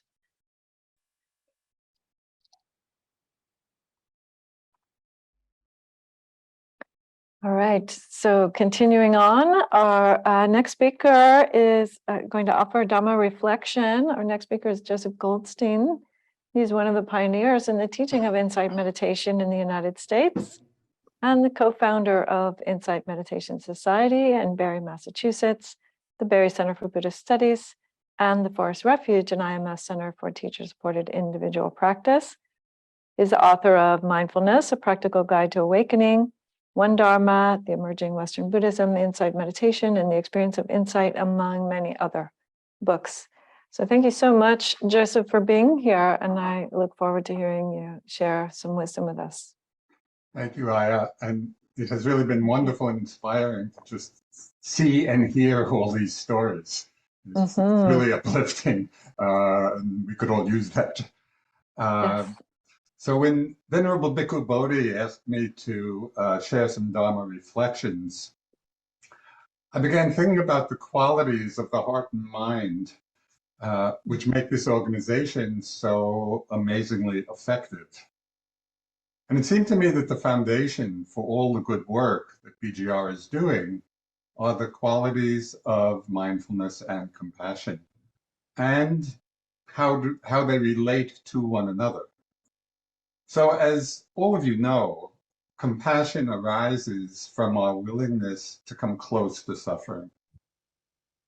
The challenge is that even though we may want to always be compassionate, and perhaps often are, still it's not always easy to open to the suffering and the difficulties that are present.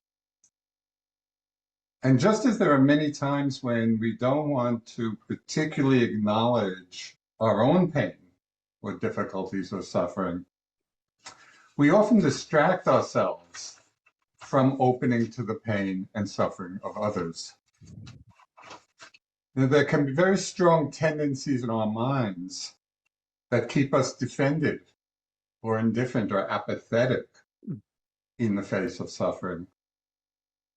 So I think an interesting practice for each of us might be to really watch our minds as we find ourselves approaching a situation or times of suffering, either in ourselves or in the world. You know, it might be seeing our reaction to feeling pain in our own bodies, or painful emotions, you know, or perhaps a conflicted relationship. What is our mind doing as we approach these situations of suffering?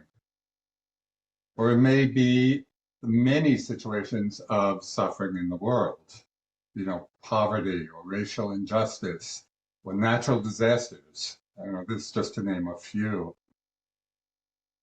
It'd be interesting to notice what happens in our own minds when we face these situations, either in person or these days through the very vivid images of the media. Do we feel uneasy in those moments and turn away? Or do we really let it in? I could see both of those tendencies in my own mind in a very ordinary situation in India when I was spending time practicing there. I was practicing meditation in Bodh Gaya.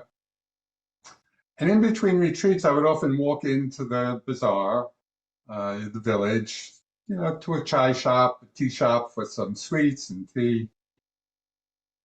But if you've been to India, you will recognize that very commonly there are just so many wild dogs wandering around in a pitiable state. You know, they're really starving, full of mange, really terrible situation. So I go to the tea shop for a little tea and sweet, and depending on the quality of my own heart, I would have very different reactions. You know, if I was feeling contracted or tired, I just try to keep that vision of these poor dogs just out. I didn't want to deal with it. I just wanted to enjoy my tea. At other times when I would go and my heart would be more open and I'd be more relaxed, I really opened myself to seeing the very obvious suffering that was right in front of me.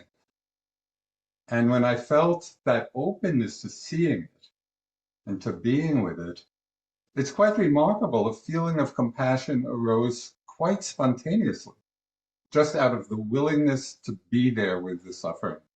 And I would offer the dog some little food or something.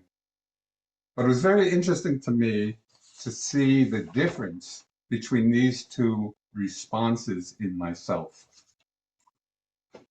So the question then is, how can our hearts stay open given the magnitude of suffering in the world?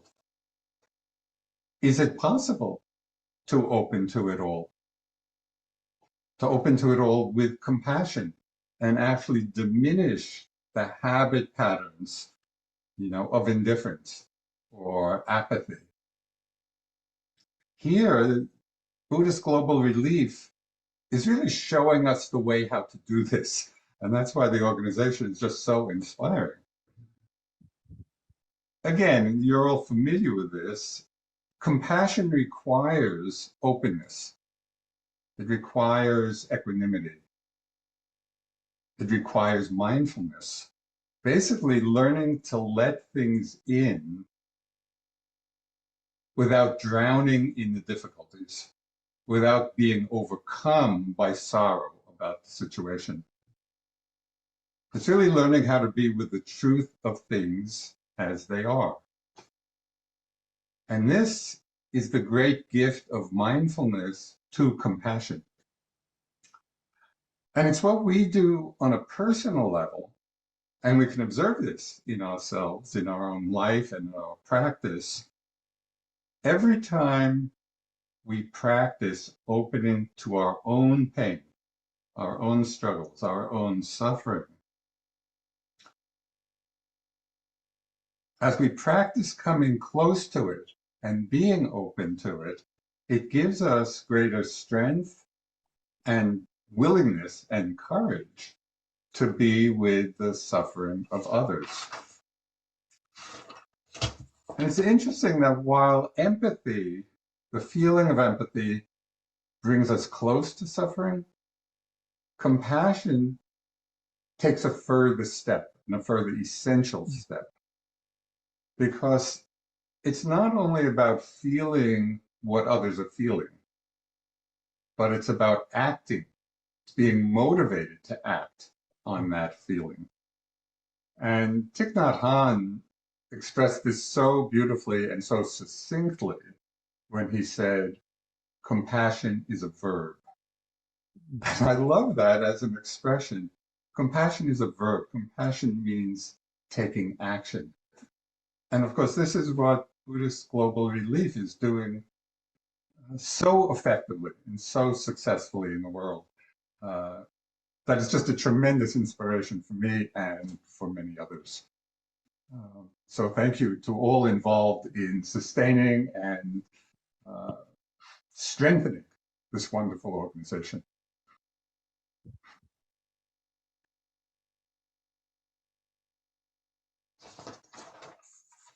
Thank you so much, Joseph. I really appreciate that your encouraging words there and really talking about the path in a way that I think folks can sincerely take up.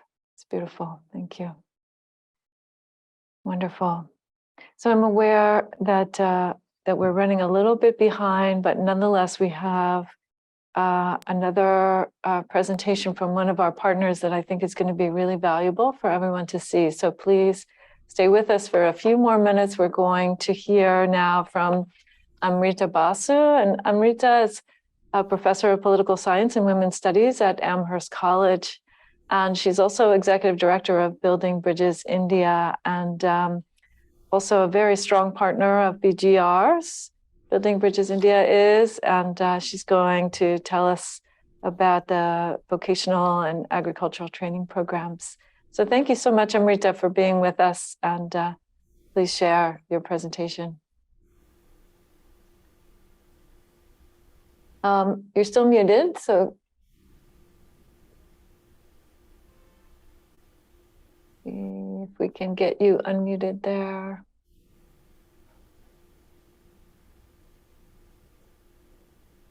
So we're seeing your presentation okay, but you're going to need to unmute your Okay. microphone. Okay, I there you think- go.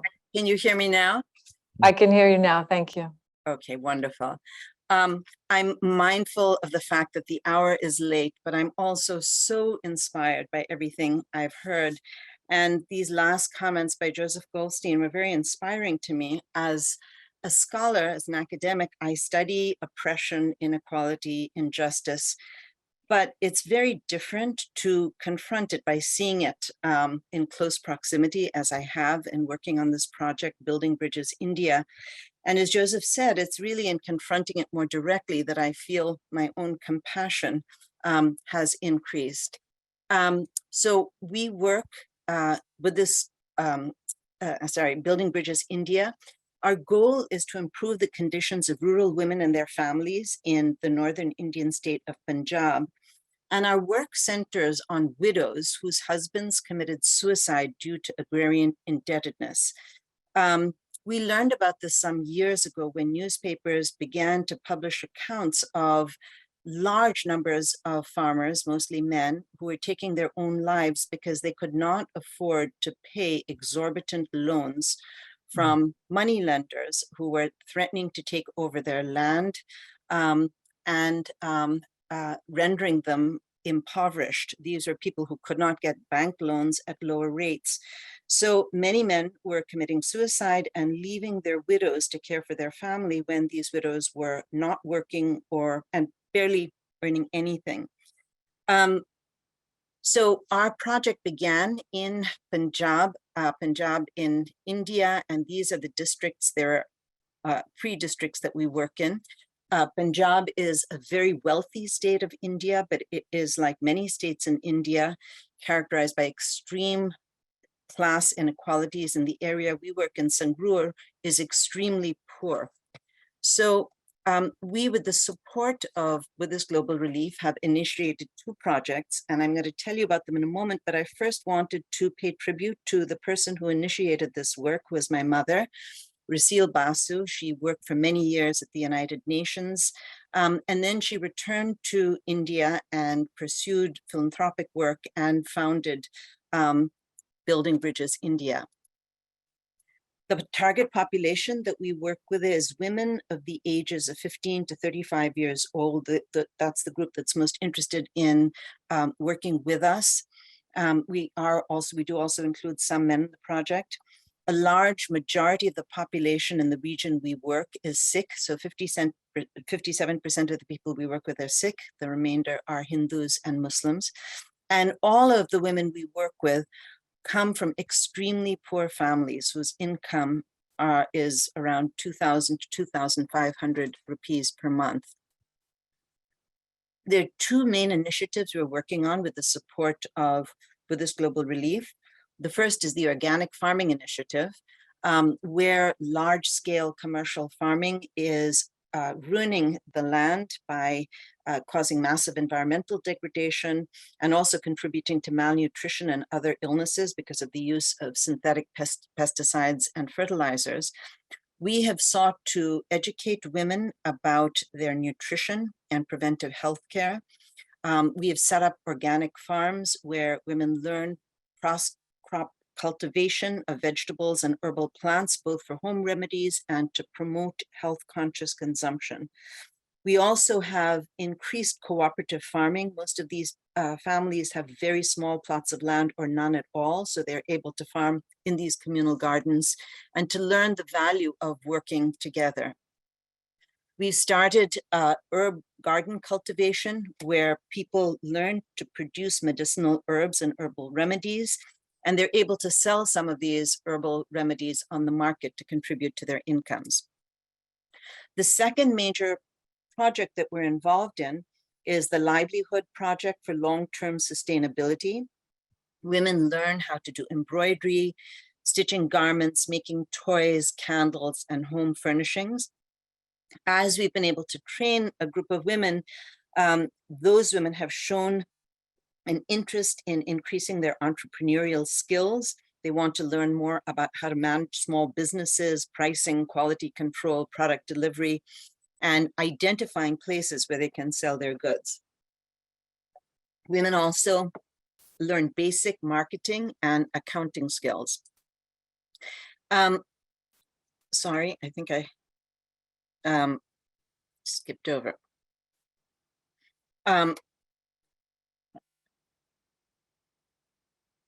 We have run health camps for women. Women in this area, because of malnutrition, suffer from severe anemia. And so by helping them to identify fruit and vegetables that will improve their nutrition and conducting workshops on these questions, we found a really significant increase in women's health, particularly in dealing with anemia, as well as the health of their children. We run a workshop on producing organic pickles from various vegetables. This has been both highly profitable because women are able to sell these pickles on the market, but they also donate the pickles to gurdwaras, to the Sikh temples, which provide food to the community. We run 10 vocational training centers. There are about 20 to 25 women who attend each center daily. We have organic farming initiatives which take place through workshops. This year, about 150 people participated in these workshops. From 2020 to 2022, there were 500 beneficiaries. At the same time, although all of our participants have become more financially secure, only a third of them are financially self-sufficient. And this is because of inflation, because of the impact of COVID, which has been quite devastating in India as a whole and in this region, and because we can only do so much to address vast class and structural inequalities in the region. We, during COVID, distributed rations to 100 families over a 3-month period. And in fact, it was very moving to see how women who were at our centers participated in these food distribution efforts. All of the women who attend the workshops in the centers receive free meals there, free lunch. We've also really emphasized the importance of having women learn from each other. So we have 12 teachers at each of the centers. All of these teachers are drawn from the community. They're women who have gone through prior training, and they identify participants who serve as mentors and assistant teachers to the other women. I want to just briefly tell you a couple of stories of beneficiaries. This is Sukhwinder Kaur, who is 42 years old. Like many other women, all women, in fact, in the region, she was married off at a very young age. She had to discontinue her schooling. She and her husband just struggled to make ends meet. She learned of one of our capacity building programs in 2016. She became very active in the center, and she has opened up a boutique which sells her garments. So she now earns a monthly income of between 8,000 and 10,000 rupees a month. When I last visited Punjab, I was struck by how well she was using her savings, both to renovate her home, but also to provide additional education for her children. Rani, a 34-year-old woman, comes from a very poor family. Her marriage was arranged to a man who was much older. She was around 17 years old at the time. Her husband was unemployed. He was landless and an alcoholic, and she suffered from domestic abuse, as well as abuse by her in-laws. She was worried about 3 young children and wanted them to stay in school, so she found odd jobs. In 2016, Rani met Sukhwinder, who I described earlier, and Sukhwinder encouraged Rani to participate in the Makud Sahib Center.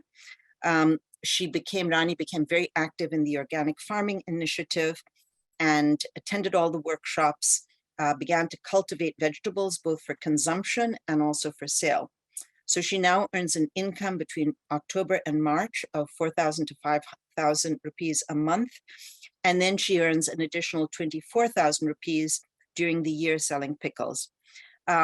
We spoke with her before preparing this presentation, and she said, not only has the family's diet improved, but they eat mushrooms, which are considered a real specialty. And she also said that her husband had been sort of shamed into finding a job. And as he gained more respect for her work and more self-esteem, he had become less abusive. She's now been appointed as an assistant teacher. This is a picture of Rani. This is just a picture of the textile and embroidery workshop. And I just want to conclude by expressing the deepest appreciation to Buddhist Global Relief. And I want to highlight a couple of things. One is that Buddhist Global Relief's approach to giving really mirrors our own. And I think it's quite unique in the world of philanthropy because it is itself a grassroots effort, which just relies upon the commitment and dedication of its staff. It's there for the long haul. It really, we feel like Buddhist Global Relief has been with us all the way through all our ups and downs. And I also want to thank Buddhist Global Relief because of its giving across lines of nationality, religion, region, all of the other divides that are plaguing our society. It is an inspiration, and I cannot ever fully express my gratitude for your support. Thank you.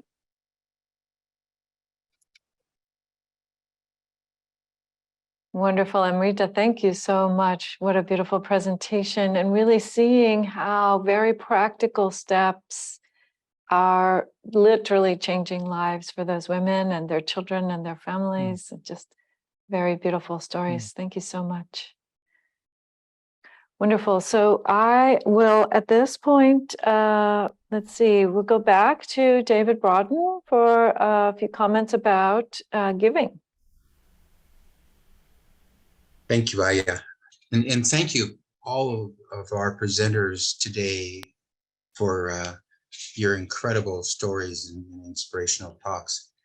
You know, I want to just share on a very personal note. I've already talked about how a little bit can make such a big difference. And if after hearing today, you're not convinced of that, then there's nothing I'm going to say that's going to change your mind. But, you know, I took my refuges back in 1991, and for the next 15 years, I meditated, I read the Dharma, but I primarily viewed Buddhism as a philosophy and I interpreted it from the standpoint of psychology. And then in 2005, I think it was, I read an incredible article about engaged Buddhism by this fellow called Bhikkhu Bodhi. And I had not heard of Bhante before, though I'd seen his name, I guess, on some translations of the Nikayas. And so, as fortune would have it, I had a chance to meet with Bhante. I think it was in about 2005, 2006. And we talked about forming an organization that might do what BGR became. And, you know, over those, since that time, I want to share how that's transformed my own faith and walk here along with the Dhamma. First of all, you know, I've gone from the place of just having faith to having confidence in the Buddha and his revolutionary teachings. Equally important is because of that, you know, the reason I've had that confidence is because I've seen it firsthand, the transformative power of the Dhamma. I see that each and every day with BGR. I've seen it today with all the projects that we've talked about and the pictures that we've seen of lives that are impacted and changed, and you know, people who now have a future who before wouldn't have had one. And I've also come to understand, even more importantly, the importance of the Sangha, not only in preserving and teaching the Dhamma, but in supporting people like myself, you know, to give expression to compassion, to understand that compassion is more than a sentiment, but it is an action that we take in response to the Dhamma. I would invite each and every person who's in attendance today, not only to give and support BGR, but also to join me in becoming a part of this organization. It certainly made a difference in my life, and I guarantee you with absolute certainty that the more you become involved, you will experience that same difference. Thank you, Ayyā.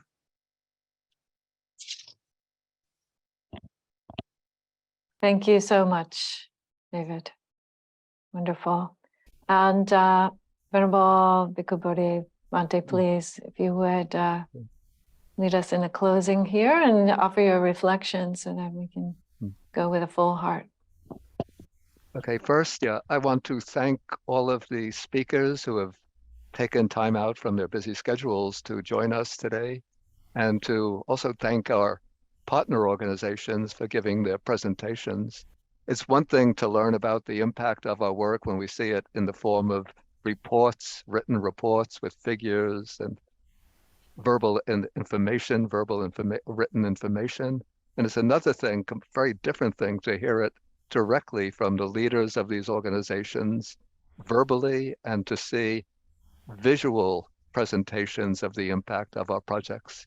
So it's really, for me, this whole program today, though I've been informed about what's going on all the time, but it's been very uplifting and inspiring. I wanted to speak a little bit about why Buddhist Global Relief chose hunger as the particular mission for our work. When we started the initial plans for forming a Buddhist relief organization, this would have been in 2007, we originally had a very ambitious aspiration to provide assistance to people around the world afflicted with poverty, social oppression, and natural disasters. But after a short time, we realized that was just too broad a mission, and we had some discussion about what should be a more specific point of focus. And then I proposed the idea of focusing on the problem of global hunger and malnutrition. And why did I choose that particular area to focus on? From my own personal experience. During my first 2 years as a Buddhist monk in Sri Lanka, I faced severe hunger and perhaps also malnutrition. And this might be surprising because you think Buddhist monks in a traditional Buddhist country will be well supported. But at this time, I arrived in Sri Lanka November. Actually, I believe it was exactly 50 years ago from today. It might have been October 26th, 1972. Okay, at that time, and then I became ordained as a novice monk in November, a few weeks later in November 1972. And then I think it was December 1972, the government of Sri Lanka experimented with some new type of economic policy, which the impact of that was that the people who would be supporting the monasteries with gifts of food were themselves, their quantities of food were severely diminished. And so they didn't have enough food to provide to the monasteries, or the food was rather inadequate.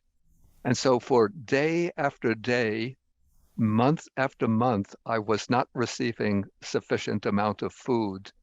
And according to our monastic rules, we don't eat after midday. So I would have a light breakfast. The breakfast I was served consisted of a rice gruel, and the young monks, the novices at the temple who would prepare the breakfast, had the idea that the more water you add to the rice gruel, the greater the quantity of the gruel. So as the amount of food went down, the amount of rice coming to the temple went down, the amount of water in the rice gruel increased. And the proportion of rice in the gruel proportionally went down.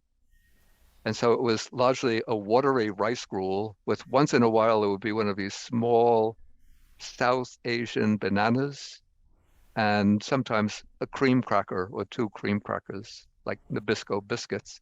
And this went on month after month to the point where after I digest the midday meal, so the meal is finished by 12 noon, digested by 12 o'clock, I'm immediately afflicted with hunger pains. And remember, I'm just 28 years old at that time, 28, 29.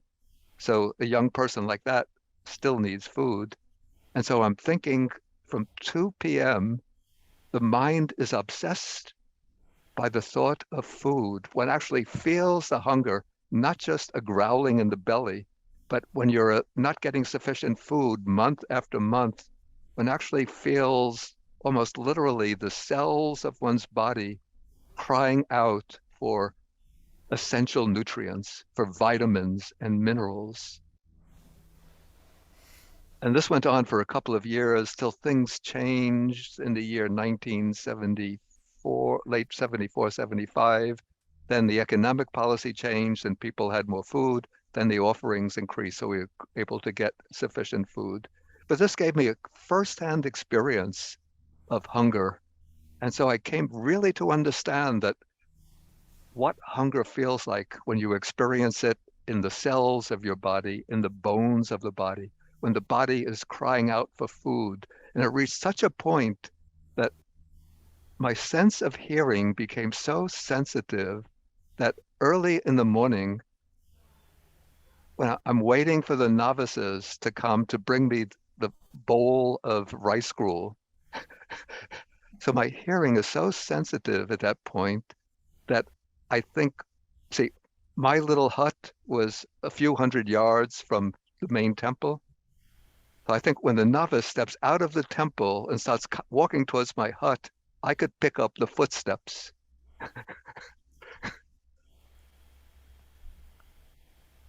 Okay, so after we established Buddhist Global Relief, when we were seeking a more specific point of focus for our mission, there came to mind my own past experience of hunger. And I realized that this is, and then I started to look on the internet and found the number of people around the world who are suffering from hunger. At that point, it was something like 900 million people. Now the number has decreased somewhat, though I believe it's going up again. And several hundred million people are living on the verge of starvation, under near famine conditions, suffering from severe hunger. And so when we formed this Buddhist Relief Organization, I thought we have to do something to help people emerge from hunger.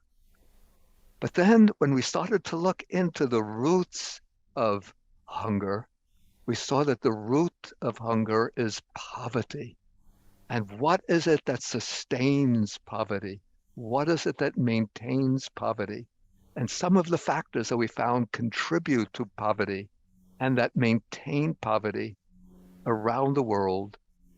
One is the subordinate status of girls in many traditional cultures, and the other is the subordinate status of women.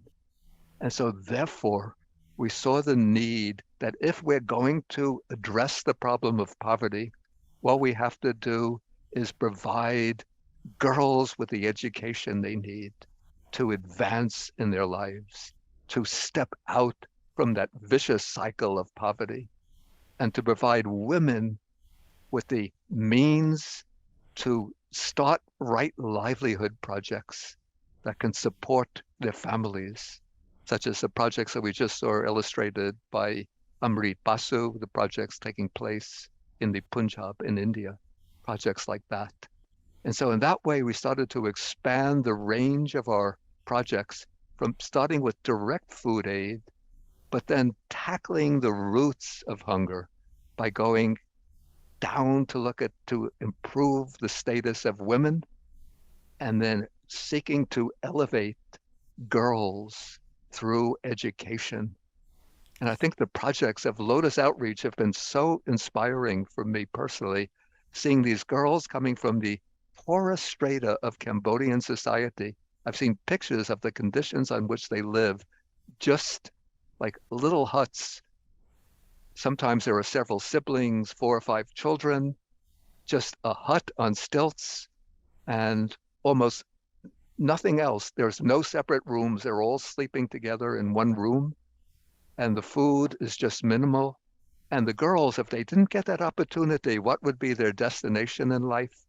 The destination would be forced to work for the family as soon as they've reached the teenage years, and probably a large proportion of them would find their work in the brothels, either in Phnom Penh or going overseas to Bangkok to work in the brothels.